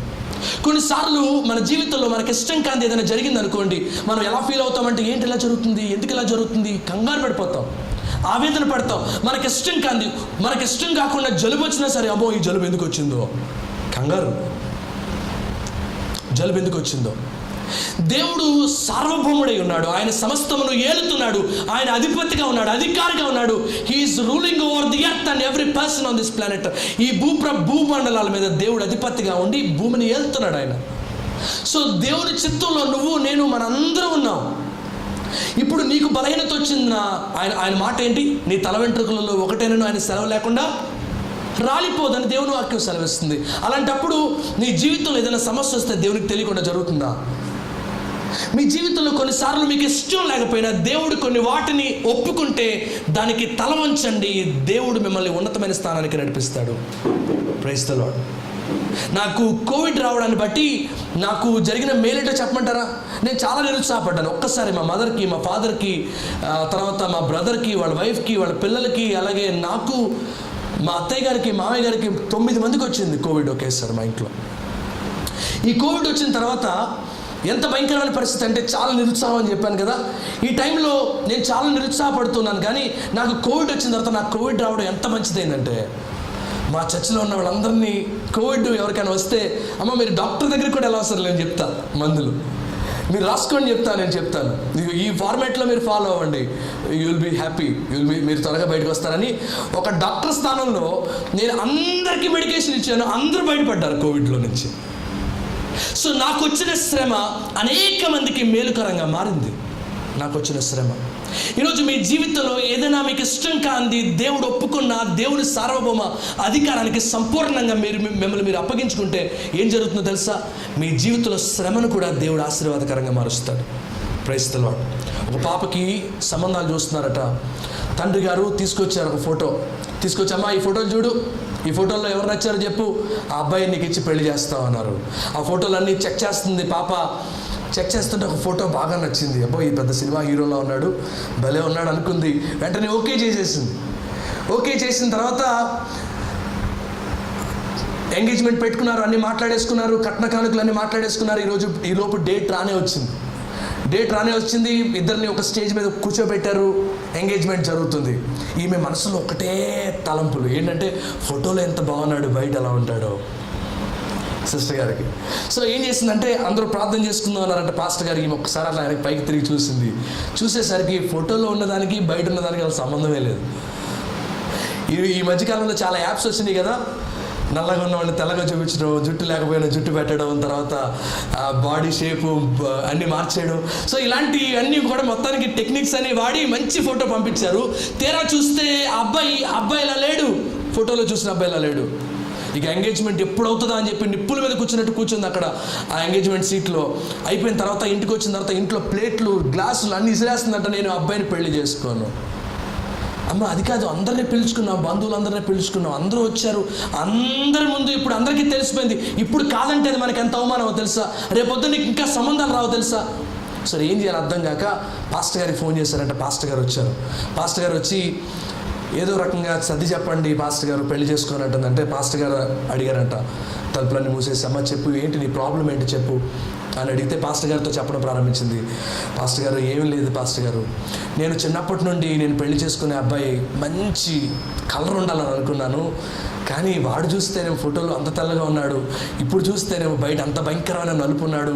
అంటే పాస్టర్ గారు ఆలోచించారు ఏం చెప్పాలి అర్థం కాక, అమ్మ నీకంటే ధన్యుడు ఈ ఊర్లో ఎవరు లేరు తెలుసా అన్నారట పాస్టర్ గారు. ఎందుకు అని అంటే ఆయన అన్నాడట పాస్టర్ గారు, అమ్మ నీ భర్త నల్లగా ఉంటాడు, టార్చ్ లైట్ వేస్తేనే కనపడతాడు, కాబట్టి ఏ ఆడపిల్ల నీ భర్త వెంక చూడదు, కాబట్టి నువ్వు హ్యాపీగా ఫీల్ అవ్వు, దాని గురించి నష్టం అనుకోకు. ఆలోచించింది 2 నిమిషాలు, బాగానే ఉంది అనిపించింది. తర్వాత అందంట పాస్టర్ గారు, పోనీ నల్లగా ఉన్నా పోనీ ఏదో కళగా ఉంది, ఫేస్ అని అడ్జస్ట్ అవుతాను పాస్టర్ గారు, కానీ తల చూసారా ఒక్క వెంట్రుక కూడా లేదు పాస్టర్ గారు. పాస్టర్ గారికి ఏం చెప్పాలో అర్థం కాక పాస్టర్ గారు అన్నారట, అమ్మా నువ్వెంత ధన్యురాలో తెలుసా, నువ్వు పారాషూట్ డబ్బాలు కొనుక్కోవాల్సిన అవసరం లేదు, నీకు నూనె డబ్బాలు మిగులుతాయి, సో నువ్వు హ్యాపీగా ఎంజాయ్ చేయొచ్చు, నీకేం ప్రాబ్లం లేదు. సరే ఈమె ఆలోచించింది, అంతా బాగానే ఉంది అనుకుంది. తర్వాత అందంట పాస్టర్ గారు పోనీ నల్లగా ఉన్నా పర్వాలేదు, బట్టతలు ఉన్నా పర్వాలేదు, ఎత్తుపళ్ళు పాస్టర్ గారు, దాని విషయంలో ఏం చేయాలి పాస్టర్ గారు అంటే, పాస్టర్ గారు అన్నారట, అమ్మ ఎక్కడికైనా భోజనానికి వెళ్ళినప్పుడు చికెన్ అవి పెడతారు కదా, నువ్వు తినలేని ముక్కలు ఏమైనా ఉంటాయి ఆయన చేతిలో, ఆయన ప్లేట్లో వేసాయి, పట్టా తినేస్తాడు, హ్యాపీగా ఉండొచ్చు నువ్వు. ఇది నవ్వుకోవడానికి కొంత హాస్యాస్పదంగా ఉన్నప్పటికీ దీనిలో చాలా వాస్తవం ఉంది. If you see positively everything comes out well in your life. నీ జీవితంలో అన్నిటినీ దేవుడు ఏది జరిగించినా, వేటిని ఒప్పుకున్నా, ఎవరిని నీ జీవితంలో అంగీకరించినా నువ్వు దాన్ని దేవుడు నా జీవితంలో ఇది చేశాడు, ఇది నా మంచి కొరకే అని అంగీకరించినప్పుడు దేవుడు నీ జీవితంలో ఉన్నతమైనటువంటి కార్యాలు చేస్తాడు. నా జీవితంలో ఇది నాకు ఆశీర్వాదకరంగా దేవుడు మారుస్తాడు అని నమ్మితే దేవుడు తప్పక నీ జీవితంలో ఉన్నతమైన కార్యాలు జరిగిస్తాడు. ఆదాము జీవితం దానికి ఉదాహరణ. ఆదాము ప్రక్కటెముకలలో ఒక ఎముకను తీశాడు, దాంతో స్త్రీని నిర్మించాడు, ఆయన ముందుకు తీసుకొచ్చాడు. ఇప్పుడు ఆదాము ఏమంటున్నాడు? నా ఎముకలలో ఎముక, నా మాంసములు మాంసము, ఇది నరుల నుండి తీయబడును గనుక నారి. నువ్వు దేవుని సార్వభౌమ చిత్తానికి నువ్వు పూర్తిగా తల వంచితే దేవుడు నీ నోట్లో పాట ఉంచుతాడు. ఆయన్ని తిరిగి గణపరిచేటట్లు నేను చేస్తాడు, ఆయన్ని తిరిగి మహిమపరిచేటట్లు నేను చేస్తాడు. మొదట నీకు కొంత గాయం కలిగిన ఆ గాయాన్ని కూడా దేవుడు నీకు మేలుగా మార్చేస్తాడు. దేవా, నా జీవితంలో నాకు నష్టం కలిగినా పర్వాలేదు, కానీ దేవా తండ్రి నీ చిత్తానికి నేను లోబడే కృప నాకు దయచే, నీ సార్వభౌమ అధికారానికి నేను లోబడే కృప నాకు దయచే అని దేవుడిని ఎప్పుడైతే అడుగుతామో దేవుడు తన సార్వభౌమ చిత్తాన్ని మన జీవితంలో జరిగించి మనల్ని ముందుకు తీసుకువెళ్తాడు. అమెరికా దేశానికి ఒక తల్లిగారు బయలుదేరి వెళ్ళారట హైదరాబాద్ నుంచి. వెళ్తూ ఉన్నప్పుడు ఇంజన్లోంచి పొగ వస్తుందని ఎవరో కిటికీలోంచి చూశారు. అందరికీ తెలిసిపోయింది ఇంజన్లోంచి పొగ వస్తుంది అందరూ చెప్పుకున్నారు. ఈలోపు మైక్లో అనౌన్స్మెంట్ వచ్చింది ఏరోప్లేన్లో, ఒక ఇంజన్ ఫెయిల్ అయింది, ఒక ఇంజన్ మీద నడుస్తుంది, ఎవరు కంగారు పడద్దు, జాగ్రత్తగా ఉండండి, అందరూ సీట్ బెల్ట్లు పెట్టుకోండి, ఒక ఇంజన్ కాలిపోతుంది, అందరూ జాగ్రత్తగా ఉండండి అన్నారు. అందరూ టెన్షన్ పడిపోతున్నారు, అందరూ గుండెలు బాదుకుని ఏడుస్తున్నారు, కంగారు పడిపోతున్నారు. ఈ విమానం కూలిపోద్ది, ఇంకా మనం చాలా మైళ్ళు దూరం వెళ్ళాలి, ఏం జరుగుతుందో మనం ఆకాశంలో ఉన్నామని అందరూ ఏడుస్తున్నారంట. ఒక తల్లిగారు నిర్భయంగా అలా కూర్చొని ఉన్నారు. పక్కన ఆవిడ అడిగిందంట కంగారు ఆపుకోలేక, అమ్మా ఈ విమానం కూలిపోతుందని, అంటే ఈ విమానం కూలిపోయే అవకాశాలు ఉన్నాయని చెప్తున్నారు, ఫ్లైట్లోంచి మంటలు వస్తాయని చెప్తున్నారు, నీకు భయం లేదా అని అడిగితే ఆవిడ చెప్పిందట, పెద్ద ఆవిడ, అమ్మా ఒకవేళ ఈ విమానం క్షేమంగా అమెరికా వెళ్తే నా పెద్ద కొడుకు దగ్గరికి వెళ్తాను, ఒకవేళ ఈ విమానం ఇక్కడే పడిపోతే నేను నా చిన్న కొడుకు దగ్గరికి వెళ్తాను అన్నాను. పిచ్చిదాన్ని, నీకు ఏమన్నా మైండ్ పోయిందా? కిందకి వెళ్తే అంటే ఇదేమన్నా కింద పార్క్ అవుతుంది అనుకుంటున్నావు నువ్వు, కింద మీ అబ్బాయి ఉన్నాడు అనుకుంటున్నావు నువ్వు, కూలిపోతే చచ్చిపోతాను తెలుసా మనం, ఎంత ఎత్తులో ఉన్నావు తెలుసా మనం అంటే ఆమె అందట, నాకు తెలుసు, ఈ మధ్య నా చిన్న కొడుకు చనిపోయాడు, ఆయన యేసయ్య దగ్గర ఉన్నాడు, ఒకవేళ ఇప్పుడు నేను ఈ విమానం కూలిపోయి నేను చచ్చిపోతే నా చిన్న కొడుకు దగ్గరికి వెళ్ళిపోతాను, అక్కడే నేను యుగాలు ఉంటాను. ఒకవేళ ఈ విమానం క్షేమంగా అమెరికా వెళ్తే నేను నా పెద్ద కొడుకు దగ్గరికి వెళ్తాను, నా కోసం అక్కడ 1000 కళ్ళతో ఎదురు చూస్తున్నాడు, నేను వస్తే నన్ను తన ఇంటికి తీసుకెళ్తామని. You know whatever happens in your life, నీ జీవితంలో దేవుని చిత్తానికి, దేవుని సార్వభౌమ అధికారానికి నువ్వు సంపూర్ణంగా తల వంచినప్పుడు దేవుడు తప్పక తన ఉన్నతమైన ప్రణాళికలు నెరవేరుస్తాడు. రోమిలికి రాసిన పత్రిక 8వ అధ్యాయం 28వ వచనంలో, దేవుని ప్రేమించు వారికి ఎవరు తినవసరం లేదు, మీకు తెలిసిన వాక్యమే, దేవుని ప్రేమించు వారికి ఆయన సంకల్పం చొప్పున పిలువబడిన వారికి మేలు కలుగుటకు సమస్తమును సమకూడి జరిగిస్తాడని వాక్యంలో. సో మీ జీవితంలో దేవుడు ఉన్నతమైనటువంటి కార్యాలు చేయాలంటే దేవుని యొక్క సార్వభౌమ చిత్తానికి మిమ్మల్ని మీరు అప్పగించుకోండి. ఇంకా ఆఖరిగా ఒక విషయాన్ని చెప్పి నేను ముగించే ప్రయత్నం చేస్తాను. ఆదికాండం 3వ అధ్యాయం 4వ వచనం చదవండి. ఆదికాండం 3వ అధ్యాయం 4వ వచనం. అందుకు సర్పము, మీరు చావనే చావరు, ఏలయనగా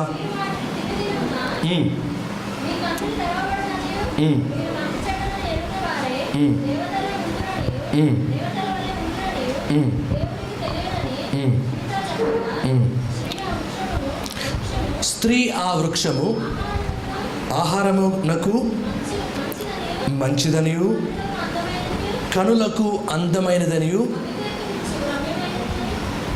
వివేకమిచ్చు రమ్యమైనదనియు ఉండుట చూచినప్పుడు. అందరూ నాకు చూడండి, ఒక ప్రశ్న అడుగుతాను మిమ్మల్ని, మీ తలంపేటో చెప్పండి. సర్పం వచ్చి అవ్వ దగ్గరికి వచ్చి అవ్వను మోసగించింది, ఈ పండును చూడమని చెప్పింది. అప్పుడు అవ్వ ఆ పండును చూసింది. ఆ పండు చూచినప్పుడు తన కనులకు అది ఎట్లా కనపడింది అంటే రమ్యంగా కనపడిందంట. ఎట్లా కనపడింది? రమ్యంగా కనపడింది. నా ప్రశ్న ఏంటంటే, ఇంతకుముందు అదే పండును చూసిందా లేదా? చూసిందనే వాళ్ళు ఎంతమంది? ఓకే. చూడలేదనే వాళ్ళు ఎంతమంది? ఎవరు లేరా? వెరీ గుడ్ వాళ్ళే. నేను అంటున్నాను, ఇంతకుముందు ఆమె అదే స్థలంలో ఉంది, అదే వనంలో ఉంది, ఏదైనా వనంలోనే ఉంది. కానీ దేవుడు ఆమెకు ఇచ్చినటువంటి ఆజ్ఞ ఏంటంటే నువ్వు పండుని తినొద్దు అని చెప్పాడు దేవుడు. కానీ నేను అనుకుంటున్నాను ఆమె కనీసం చూడడానికి కూడా ఇష్టపడలేదు. ఎందుకు ఆ మాట అంటున్నారు పాస్టర్ గారు, ఎందుకు అని అంటే నేను చెప్తాను, దానికి ఆన్సర్ కూడా నేనే చెప్తాను. ఏదైనా మనకి ఫస్ట్ టైం చూసినప్పుడే ఒక ఒపీనియన్ వస్తుంది కదా, ఇది కనులకు రమ్యంగా ఉందని చెప్పిందంటే ఇంతకుముందు చూస్తుంటే తన ఒపీనియన్ వేరేలా ఉండేది కదా. ఇప్పుడు ఫస్ట్ టైం దాన్ని చూస్తుంది, అందుకే ఒక ఒపీనియన్ చెప్తుంది, తన కనులకు రమ్యంగా కనపడిందంట. ఇప్పుడు ఇంతకుముందు చూడలా. దేవుడు తినొద్దన్నాడా చూడొద్దన్నాడా? చెప్పాలి గట్టిగా అందరూ. తినొద్దన్నాడు. కానీ ఆమె చేసిన భక్తి అంటే ఆదాము అవ్వ వారిద్దరూ కలిపి చేసినటువంటి భక్తి ఎంత శ్రేష్టమైందంటే తినొద్దన్న పండుని చూడడానికి కూడా వాళ్ళు ఇష్టపడలేదు. Praise the Lord. అర్థమైన వాళ్ళు దేవునికి స్తోత్రం చెప్పండి. దేవుడు తినొద్దనే అన్నాడు, కానీ వాళ్ళ హృదయం ఎంత పవిత్రంగా ఉందంటే అంటే పాపం చేయకముందు కనీసం దాన్ని చూడడానికి కూడా వాళ్ళు మనస్కరించలేదు. ఈరోజు ప్రభు మీ దగ్గర నుండి ఎక్స్పెక్ట్ చేసే భక్తి ఇలాంటిదే. దేవుని యొక్క స్వరూపంలో ఉన్నటువంటి మనం, దేవుని యొక్క పోలికలో ఉన్నటువంటి మనం, దేవుడు చేయొద్దన్న పని చేయకపోవడం కాదు, దాని వైపు చూడడానికి కూడా ఇష్టపడకూడదు. చాలా సంఘాల్లో చెప్పే విషయం ఏంటంటే అయ్యా మీరు సినిమాలు చూడొద్దు, సినిమాలు చూడకపోవడం కాదు, కనీసం వాల్ పోస్టులు కూడా చూడకపోవడం నిజమైన భక్తి చేయడం. Praise the Lord, praise the Lord. ఈరోజు మన చూపు పవిత్రంగా ఉందా? మన మాటలు పవిత్రంగా ఉన్నాయా? మన క్రియలు పవిత్రంగా ఉన్నాయా? మనం నడిచే నడక పవిత్రంగా ఉందా? మన జీవితం పవిత్రంగా ఉందా? పాపం చేశారో తర్వాత పండు తిన్నారో అది వేరే విషయం, కానీ పాపం చేయకముందు వరకు ప్రతి దినము దేవుడు వారితో వచ్చి సహవాసం చేసేవాడు. అంటే దేవునితో మాట్లాడే కృప దేవుడు వారికి ఎందుకు ఇచ్చాడంటే వారిలో ఇటువంటి పవిత్రమైన జీవితం ఉంది. పండు తినొద్దని దేవుడు చెప్పాడే కానీ వాళ్ళు కనీసం దాని వైపు చూడడానికి కూడా ఇష్టపడలేదు, దాని వైపు చూడలేదు. వారి పవిత్రతను అంతగా వారు కాపాడుకున్నారు. ఇక్కడికి వచ్చిన బ్రదర్స్ సిస్టర్స్, దేవుని వాక్యం చాలా స్పష్టంగా సెలవిస్తున్నమాట. మీరు ఒక స్త్రీని మోహపు చూపుతో చూస్తే ఆమెతో అప్పుడే పాపం చేసినట్టు, వ్యభిచరించినట్టు అని బైబిల్లో ఉంది. అది పాత నిబంధన కాలంలో. ఇప్పుడు కొత్త నిబంధన కాలంలో కంటితో చూసిన తప్పుడు ఉద్దేశంతో అది పాపమే. ఈ కొత్త నిబంధన కాలంలో మీరు మరింత పవిత్రంగా ఉండాలని దేవుడు కోరుతున్నాడు. దేవుడు మీ దగ్గర నుంచి ఎక్స్పెక్ట్ చేసే భక్తి, ఆయన స్వరూపంలో ఉండేటువంటి భక్తి ఎటువంటి భక్తి అంటే చెడు ఉద్దేశంతో చూపుల్లో కూడా పాపం చేయకపోవడం. బైబిల్లో యోబు అంటాడు, నేను నా కంటితో ఒక నిబంధన చేసుకున్నాను, నేను యవన స్త్రీలను ఎలా చూడగలను? నేను కన్యకలను చూడనని నా కంటితో నేను ఒక నిబంధన చేసుకున్నాను అంటున్నాడు. పూర్ణ హృదయంతో చూసిన సిస్టర్స్ అందరినీ సిస్టర్స్లా చూసే మనసు మనకు వచ్చిన రోజున నిజమైనటువంటి భక్తి, నిజమైనటువంటి మార్పు, దేవుడు మెచ్చేటువంటి భక్తి. చర్చ్కి వచ్చే బ్రదర్స్ అందరూ, మనం బయట చూసే బ్రదర్స్ అందరూ మన ఓన్ బ్రదర్స్లా భావించడం నిజమైన భక్తి చేయడం. ఈరోజు ప్రభువు నీ దగ్గర నుంచి ఎక్స్పెక్ట్ చేసే భక్తి అలాంటిది. వాళ్ళు తినొద్దంటే చూడడానికి కూడా ఇష్టపడలేదు, అది వాళ్ళకున్న స్వభావం. మరి మన స్వభావం ఎలాంటిది చెప్పండి? నేను ఇంతకుముందు కూడా మీకు చెప్పినట్టే గుర్తు, నేను టీన్స్ క్యాంప్కి వెళ్ళాను. టీన్స్ క్యాంపులో 13 సంవత్సరాల నుంచి 19 సంవత్సరాల వయసు మధ్యలో ఉన్నటువంటి వాళ్ళ టీన్స్ క్యాంపుకి వెళ్ళాను.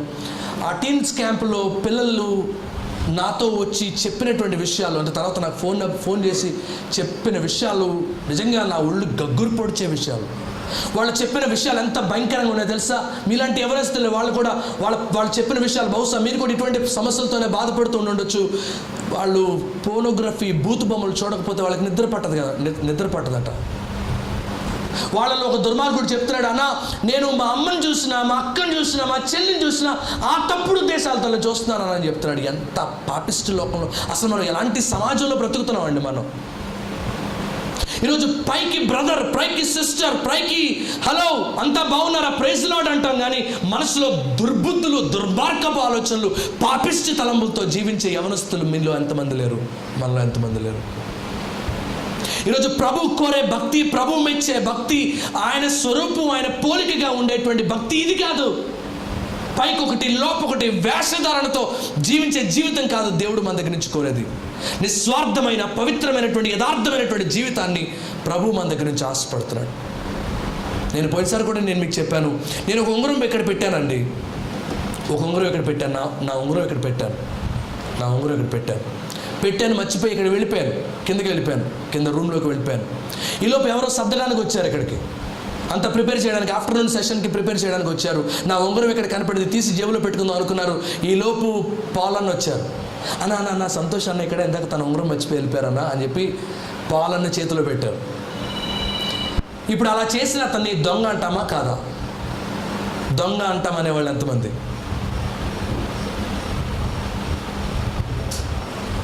దొంగ అంటామా? తెలియదు కదా మరి. ఉంగరం నా చేతికి నాకు వచ్చేసింది, నాకు తిరిగి వచ్చేసింది, మరి తీలేదుగా. అంటే దాని అర్థం ఏంటంటే అక్కడ అవకాశం లేక తీలేదు, కానీ అవకాశం ఉంటే చక్కగా తీసి జేబులో పెట్టేసుకునేవాడుగా. ఈరోజు ఒక భక్తుడు అంటాడు, today virginity is lack of opportunity.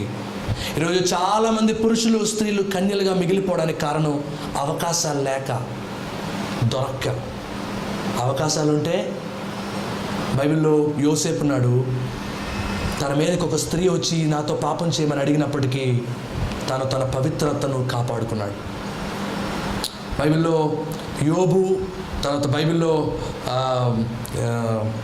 బోయేజు, Ruth ఇద్దరు కనపడతారు. రాత్రిపూటట, అర్ధరాత్రి పూట ఒక స్త్రీ బోయేజు ఇంటికి వచ్చింది. ఆమె పేరు రూతు. వాళ్ళిద్దరూ ఒకే గదిలో ఉన్నారు. వాళ్ళు తప్పు చేసిన బయట ప్రపంచం ఎవ్వరికీ తెలీదు. వాళ్ళు తలుపులు చేయడానికి, తప్పు చేయడానికి అన్ని ద్వారాలు తెరవబడ్డాయి. ఎంత నీతిమంతులు అంటే వాళ్ళు. ఒకవేళ ఇక్కడ కూర్చున్న బ్రదర్స్లో ఎవరైనా ఉంటే, ప్రైజ్ ది లార్డ్ బ్రదర్, ఇది నిజంగా దేవుని చిత్తం, నేను రావాలని కోరుకోలేదు, తనే వచ్చింది కాబట్టి ఇది ఖచ్చితంగా దేవుని సంకల్పం అనేవాళ్ళు ఎవరన్నా బ్రదర్స్ అయితే. కానీ ఎంత మంచివాడంటే, యథార్థవంతుడంటే బోయేజు. అమ్మా, నీకు నాకంటే సమీప బంధువు ఒకడు ఉన్నాడు, నేను అతనితో మాట్లాడాలి, నువ్వు ఇంటికి వెళ్ళిపో తెల్లవారుజామునని. తెల్లవారి వరకు ఆమెను గురించి జాగ్రత్త తీసుకొని ఆమెను తన ఇంటికి పంపించాడు. ఒకవేళ ఇంకా ఎవరైనా మనలో అలాంటి పరిస్థితుల్లో అలాంటి ఛాన్సే వస్తే, ప్రైజ్ లార్డ్ దేవుడి చిత్తం అనేవాళ్ళేమో. కానీ బోయేజు, రూతు ఎంత భక్తి చేశారో మనం బైబిల్లో చూస్తాం. ఈరోజు ప్రభువుకి కావాల్సింది ఇలాగా యథార్థంగా, మంచిగా, ప్రభు కొరకు పవిత్రులుగా, నిందారహితులుగా జీవించేటువంటి భక్తి పరులు దేవుడికి కావాలి. యేసు ప్రభుకి 12 మంది శిష్యులు కావాలి. ఆయన ఆక్స్ఫర్డ్ యూనివర్సిటీకి వెళ్ళాల, క్యాంబ్రిడ్జ్ యూనివర్సిటీకి వెళ్ళి ఇక్కడ తెలుగు గల వాళ్ళు ఎవరు, వాళ్ళలో 12 మంది నేను రిక్రూట్ చేసుకోవాలనుకున్నానని చెప్పలా.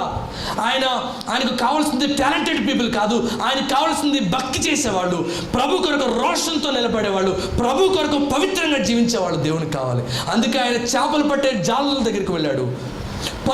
పనులు వసూలు చేసే సుంకాలు వసూలు చేసే వాళ్ళ దగ్గరికి వెళ్ళాడు. వాళ్ళని ఎన్నుకున్నాడు దేవుడు. వాళ్ళని ఎన్నుకున్నాడు యేసు ప్రభు వారు. వారి ద్వారా ప్రపంచాన్ని తలకిందులు చేసే సువార్థికులు చేశారు.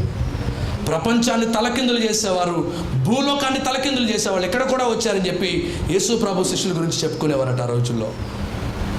ఎంత గొప్ప కృపండి దేవుడిని నమ్మినటువంటి వారికి దేవుడిచ్చేది. నువ్వు నీ జీవితంలో నిన్ను తగ్గించుకో, దేవుని సార్వభౌమ అధికారానికి సంపూర్ణంగా నిన్ను అప్పగించుకో, నువ్వు పవిత్రమైనటువంటి జీవితాన్ని కాపాడుకో, నువ్వు దేవుని వైపే ప్రతి విషయంలో చూడు. దేవుడు నిన్ను ఒక ధృవతారగా, యేసులో విజయం పొందే వ్యక్తిగా దేవుడు నిన్ను వాడుకుంటాడు. దేవుడు తప్పక నేను విజయ పదవిలో నడిపిస్తాడు. నువ్వు ఓడిపోవు. నేను MBA చదివాను విజయవాడ లైలో కాలేజీలో. నేను చదివేటప్పుడు నాకు ఎంత భయం అంటే, నాకు ప్రతిరోజు మాకు పేపర్ ప్రజెంటేషన్స్ ఉంటాయి. ఈ పేపర్ ప్రజెంటేషన్స్ ఇచ్చేటప్పుడు నాకు ఎంత భయం అంటే, ఎప్పుడైనా పేపర్ ప్రజెంటేషన్కి నాటాన్ని వస్తే పేపర్ ఎక్కడ ప్రజెంట్ చేయాల్సి వస్తుందో, 60 మంది క్లాస్మేట్స్ ముందు ఎక్కడ నిలబడాల్సి వస్తుందో అని భయపడి ఆ రోజు కాలేజ్ మానేసేవాడిని.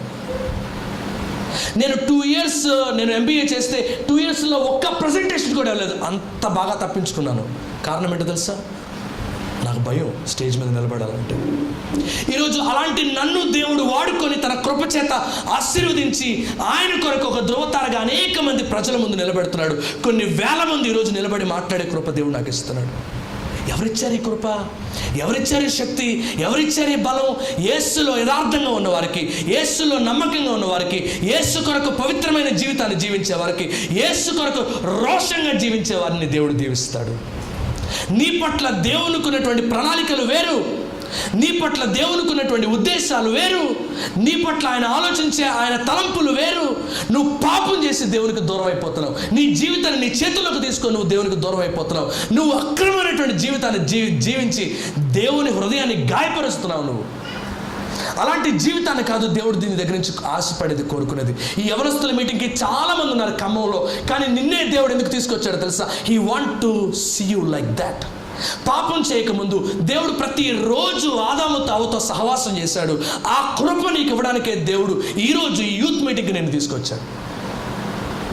నిన్ను ఒక ధృవతారగా దేవుడు వాడుకోవడానికి ఇష్టపడుతున్నాడు. నీ జీవితంలో ఒక బలమైనటువంటి కార్యాన్ని ఆయన జరిగించడానికి ఇష్టపడుతున్నాడు. నిన్ను అనేక మందికి ఆశీర్వాదకరమైనటువంటి వ్యక్తిగా ఆయన మార్చడానికి ఇష్టపడుతున్నాడు. నేను చెప్తున్నాను, నువ్వు తెలివిగలవాడు అనుకుంటే నువ్వు ఫెయిల్ అవుతావు. నీకు టాలెంట్ ఉందని నువ్వు అనుకుంటే నువ్వు ఫెయిల్ అవుతావు. నువ్వు బాగా చదువుతున్నావు అనుకుంటే నువ్వు లైఫ్లో ఫెయిల్ అవుతావు. నేను రాసిస్తాను. బైబిల్లో అబ్రహాం ఉన్నాడు, మోషే ఉన్నాడు. మోషే తన బలము చేత ఎంతమందిని విడిపించాడు? ఒక్కడిని విడిపించాడు అంతే. మోషే తన బలం చేత ఐగుప్తు దేశపు సకల విద్యలు సంపాదించుకున్నాడట. అన్ని విద్యలు సంపాదించుకొని ఎంతమందిని విడిపించాడు? ఒక హెబ్రీయుని విడిపించాడు. కానీ బయటికి వచ్చాడు, 40 సంవత్సరాలు దేవునితో గడిపాడు, అరణ్యంలో గడిపాడు. దేవుని శక్తి పొందుకొని మళ్ళీ తిరిగి ఐగుప్తు దేశానికి వచ్చాడు. దేవుని శక్తితో నింపబడిన మోషే 6 లక్షల మంది ప్రజల్ని విడిపించగలిగాడు. చప్పలు కూడా యేసుకి స్తోత్రాలు చెల్లిద్దాం. Don't look at your strength, you will fail someday. Look at the strength of your Jesus. నీ ప్రభువు, నీతో ఉన్నవాడు అన్నిటికంటే బలమైన వాడు. నిన్ను ఆశీర్వాదకరమైనటువంటి పాత్రగా మార్చుటకు ఆయన సమర్థుడు. Never look at your failures. నీ కీడుల్ని, నీ బలహీనతలను కూడా దేవుడు ఆశీర్వాదంగా మార్చడానికి ఆయన సమర్థుడు. ఒక చిన్న విషయం చెప్పి నేను ముగింపులోకి వెళ్తాను. హడ్సన్ టైలర్ అనేటువంటి ఒక గొప్ప భక్తుడు ఉన్నాడు. హడ్సన్ టైలర్ ఈయన చైనా దేశంలో సువార్త చేస్తూ ఉండేవాడట. ఒకరోజు ఇంగ్లాండ్ దేశానికి వచ్చాడు. తనతో పాటు కొంతమందిని యవనస్తుల్ని పురుగొల్పి వాళ్ళని తనతో పాటు చైనా దేశం తీసుకెళ్దామని చెప్పి ఇంగ్లాండ్ దేశం వచ్చాడట. ఇంగ్లాండ్ దేశం వచ్చి 3 రోజులు మీటింగ్ పెట్టాడట. 3 రోజుల మీటింగ్. అనేక మంది యవనస్తులు వచ్చారు. హడ్సన్ టైలర్ చైనాలో సువార్త పని చేస్తున్నాడు, ఇతను మంచి మాటలు చెప్తాడు అని చెప్పి, ఏం చెప్తాడా అని చెప్పి అనేక మంది యవనస్తులు వచ్చారు. మొట్టమొదటి రోజు మీటింగ్ జరిగిందట. చాలా భారంతో చెప్పాడు. చైనాలో సేవ ఎలా ఉంటుంది, చైనాలో పరిచయం ఎలా ఉంటుంది, చైనాలో వాక్యం నేను ఎలా చెప్తాను, మీలో ఎవరైనా చైనా దేశం నాతో పాటు వస్తారా అక్కడ పరిచయం చేయడానికి? చూస్తా ఉన్నాడు ప్రజల వైపు. ఒక్కళ్ళు కూడా చెయ్యెత్తల. చివరిగా ఒక్కడెవడో చెయ్యెత్తాడండి. అతను చూశాడు, అమ్మయ్య ఒక్కడన ఎత్తాడు, ఈరోజు మీటింగ్ ఫెయిల్ అవ్వలేదు, నాయనా నువ్వు చివరిలో ఒకసారి నాకు కనపడతావా అని చెప్పాడట నిలబడిన యవనస్తుడితో. ఆ మీటింగ్ అయిపోయిన తర్వాత యవనస్తుడు ముందుకు వచ్చాడు. ఆ యవనస్తుడిని పైకి కిందకి చూసి, నాయనా నువ్వు చైనా దేశంలో సేవ చేయడానికి పనికిరావు, నువ్వు వెళ్ళిపో ప్లీజ్, ఐఎమ్ సారీ, నేను తీసుకెళ్ళలేను అన్నాడట. సరే, చేసేదేమీ లేక ఆశపడినటువంటి యవనస్తుడు నిరుత్సాహంతో వెనక్కి వెళ్ళిపోయాడు. 2వ రోజు మీటింగ్ పెట్టాడు. ఇంకా చాలా మంది వచ్చారు. ఇంకా రోషంతో గట్టిగా అరుస్తూ కేకలు వేస్తూ, చైనా దేశం ప్రభు కొరకు సంపాదిద్దాం, మీలో ఎవరైనా ముందుకు వస్తారా? కేకలు వేస్తూ అడిగాడు. మీటింగ్ అయిపోయింది. ఒక్కళ్ళు కూడా చేయెత్తలేదు. ఒక్కడు చేయెత్తాడు మళ్ళీ చివరిలో. ఎవరా అని చూస్తే నేను ఎత్తునోడే.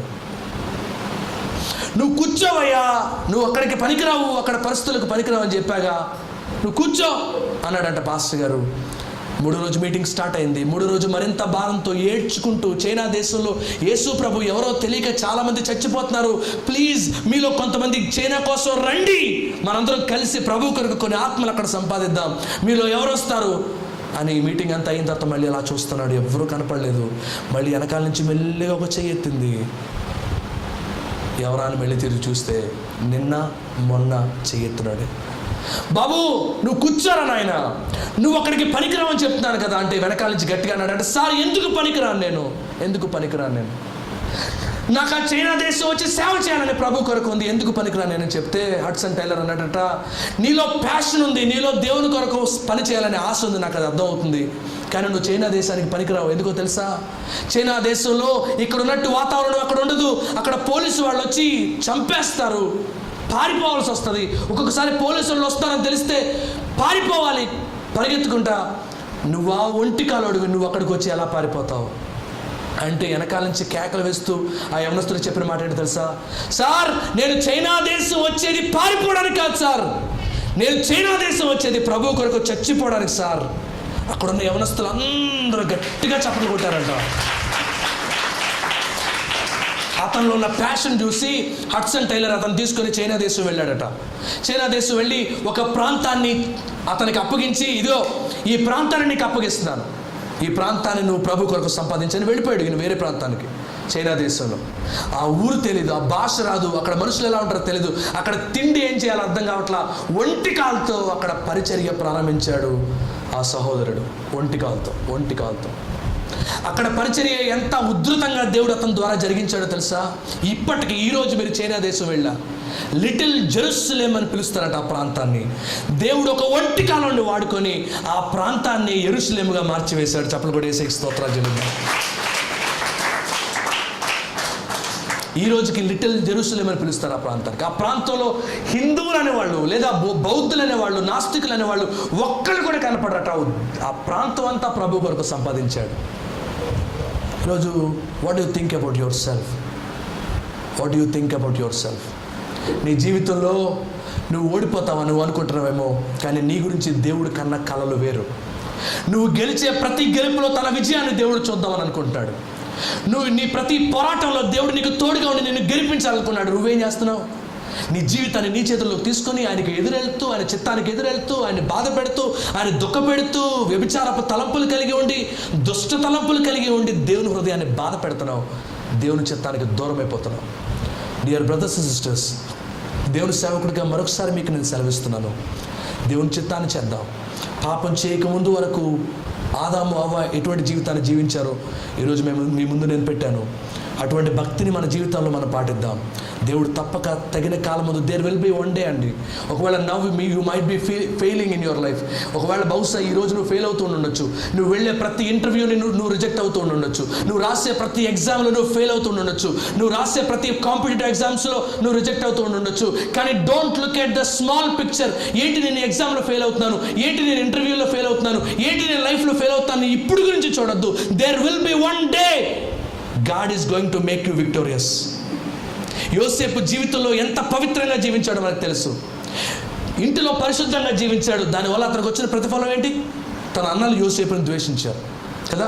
తర్వాత పొతిఫర్ ఇంట్లోకి వెళ్ళాడు. పొతిఫర్ ఇంట్లో పవిత్రంగా జీవించాడు. దానివల్ల వచ్చిన లాభం ఏంటి?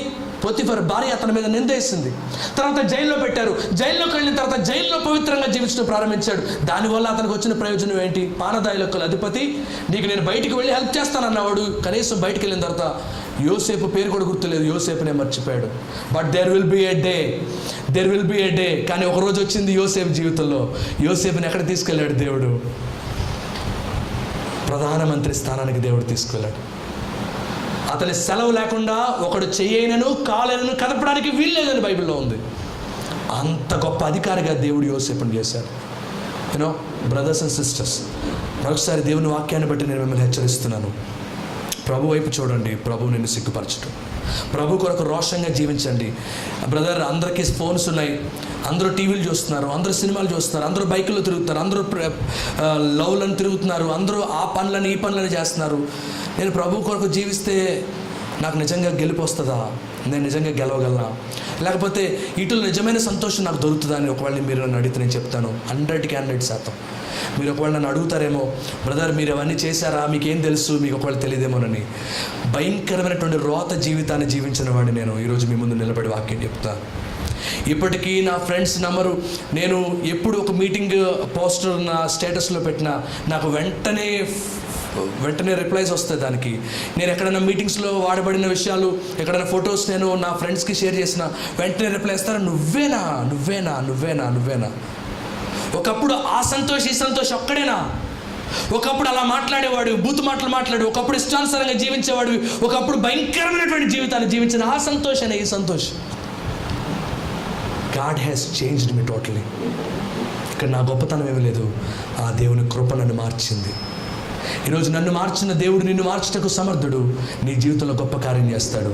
అట్టి కృపని కూడా మనందరికీ దేవుడు అనుగ్రహించును గాక. తల్లో ఉంచండి, చిన్న ప్రార్థన చేసుకుందాం. అందరూ తల్లో ఉంచండి, చిన్న ప్రార్థన చేసుకుందాం. ప్రభుతో ఒక తీర్మానం చేసుకుందాం. ప్రభా, నీ కొరకు పవిత్రమైన రోషమైన జీవితాన్ని జీవించే కృప నాకు దయచేయి. దేవా, నీ కొరకు నమ్మకమైన పాత్రగా జీవించే కృప నాకు దయచేయి. దేవా, పాపంతో రాజీ పడని పరిశుద్ధమైన జీవితాన్ని జీవించే కృప నాకు దయచేయి. నీ కొరకు నమ్మకమైన పాత్రగా జీవించే కృప నాకు దయచేయి తండ్రి. దేవా, ఇహలోక మాలిన్యంతో నేను పట్టబడ్డాను. దేవా, అనేకమైనటువంటి పాప సంఖ్యల చేత నేను ఉన్నాను. దేవా, నన్ను విడిపించు, నన్ను మంచివానిగా చేయి. నీ కొరకు నమ్మకమైన పాత్రగా నన్ను వాడుకోనైనా. నన్ను వాడుకో తండ్రి. దేవా, నా జీవితంలో నేను విజయాన్ని చూడాలనుకుంటున్నాను. I don't want to be a failure. నేను ఒంటరిగా మిగిలిపోవాలనుకోవట్లేదు. నా జీవితం at the end of my life I don't want to see my life as a failure. నా జీవితంలో నేను విజయ పదంలో నడవాలని అనుకుంటున్నాను. యేసయ్య, నాకు సహాయం చేయ తండ్రి. నీ కృప నాకు దయచేయి నాయన. నన్ను నమ్మకమైనటువంటి వానిగా నన్ను నిలబెట్టు దేవా. నేను పాపాన్ని జయించలేకపోతున్నాను, నేను శోధనని జయించలేకపోతున్నాను. నాకు శక్తినివ్వు, నాకు కృపనివ్వు, నాకు సహాయం చేయి నాయన. నీలో నీ పోలికను నాకు ఇచ్చావు, నీ స్వరూపాన్ని నాకు ఇచ్చావు. నన్ను రాజు అయిన యాజక సమూహంగా నన్ను నువ్వు పిలుస్తున్నావు, కానీ దానికి తగినట్లుగా నేను జీవించలేకపోతున్నాను తండ్రి. నాకు సహాయం చేయ నాయన అని ప్రభుని అడగండి. ప్రభు తప్పగా కృపనిస్తారు. ఒకవేళ వేటి విషయమై ఏ బలహీనతల్లో నువ్వు కొట్టబడుతున్నావో, ఒకవేళ నీ జీవితంలో ఎటువంటి బలహీనత అయినా నేను వెనక్కి లాగుతుందేమో, వాటి విషయమై ప్రభులో మీరు అడగండి. ప్రభు మీకు సహాయం చేస్తాడు. దేవుడు నమ్మదగిన వాడు. ఆయన దగ్గరికి వచ్చిన వారిని ఆయన ఎంత మాత్రము త్రోసివేయడని దేవుని వాక్యం సెలవిస్తుంది. కాబట్టి దేవుడు తప్పక తన కృప మనకి దయచేస్తాడు.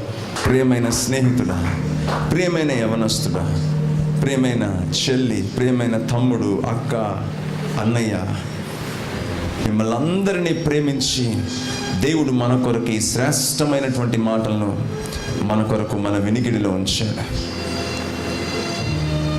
It's the time that you have to respond. ఈ మాటలకు నువ్వు స్పందించటమే ఇప్పుడు ప్రాముఖ్యమైనటువంటి విషయం. జ్ఞానము బోధ చేయబడింది, సన్మార్గము బోధ చేయబడింది, సత్యము బోధ చేయబడింది, శ్రేష్టమైనది బోధ చేయబడింది, వివరించబడింది. అర్థం చేసుకునే విధముగా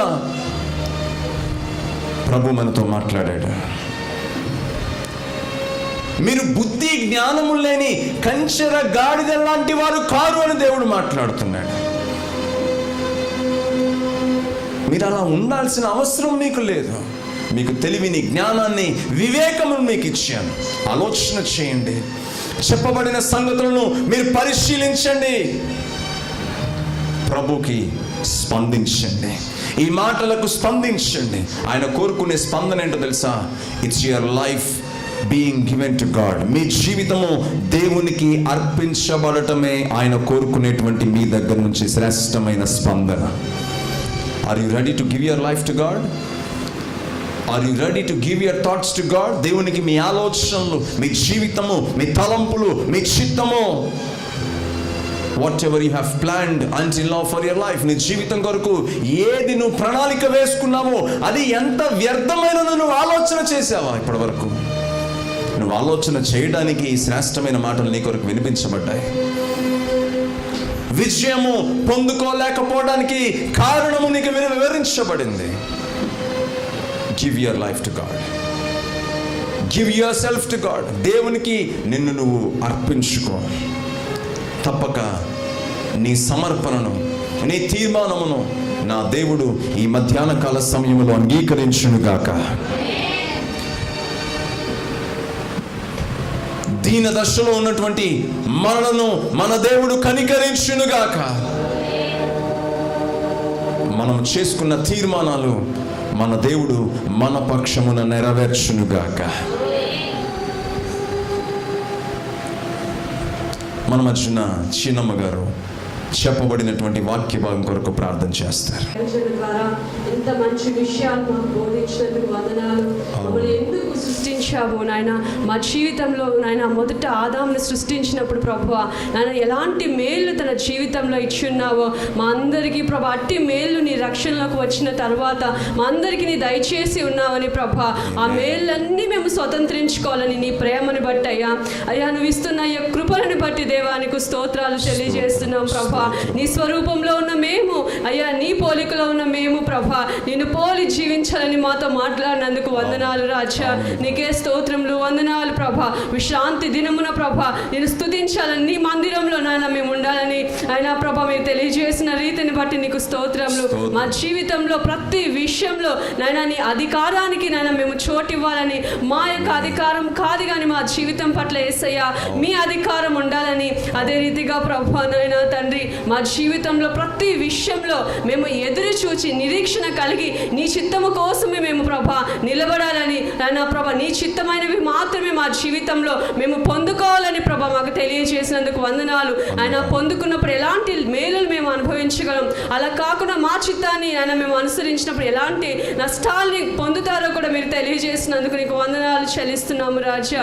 నాయన మీ స్వరూపంలో మీ పోలికలో ఉన్న మేము మా ప్రతి విషయంలో మా జీవిత ప్రతి అడుగులో ప్రభా ఈ నూతన సంవత్సరం నుంచి ఒక గట్టి తీర్మానాన్ని మేము పొందుకుంటున్నాం యేసయ్య. నీతోనే మేము కలిసి నడుస్తాము రాజా. నీ చిత్తము మాత్రమే మా జీవితంలో నాయన మేము ఎదురు చూస్తాం తండ్రి. నీ సన్నిధిలో ప్రతి ఒక్కరము యవన ప్రాయంలో ఉంటుండగా రాజా, ప్రతి ఒక్కరము ప్రభా మా జీవితాల్లో నీ సన్నిధిలో ప్రతి ఆదివారం నీ సన్నిధిలో నేను ఆరాధిస్తూ నాయన మా జీవితంలో గొప్ప ఆధ్యాత్మిక మేలుని పొందుకుంటాం రాజా. మా జీవితంలో పవిత్రతను కావాలని ప్రభా మీరు తెలియజేసినందుకు వందనాలు. యోసేపు నాయన ప్రభా తన పవిత్రత విషయమై ఎంతగా ప్రాకులాడారో ఈ లోకంలో నాయన ఈ 2021లో ప్రభా జీవిస్తున్న మేమందరం కూడా ప్రభా నీ కొరకు ఇంతవరకు ప్రభా ఎవరైనా పాపంలో జీవిస్తూ మమ్మల్ని దయతో క్షమించి నాయన నీ సన్నిధిలో పరిశుద్ధులుగా యథార్థవంతులుగా నాయన ఈ తీర్మానం తీసుకుంటుండగా ప్రభా నీ సహాయం మాకు దయచేయమని నాయన నీ పరిశుద్ధులుగా ఈ లోకంలో నీ కోసం నీ రాకడ వరకు యేసయ్య పరిశుద్ధతను కలిగి జీవించుటకు మా అందరికీ నీ సహాయము దయచేయమని నజరేయుడైన యేసుక్రీస్తు నామములో ఈ వాక్యము నూరంతలుగా ప్రభా మా అందరిలో ఫలింప చేయమని యేసుక్రీస్తు ఉన్నత నామములో అడిగి వేడుకుంటున్నాము తండ్రి. ఆమేన్.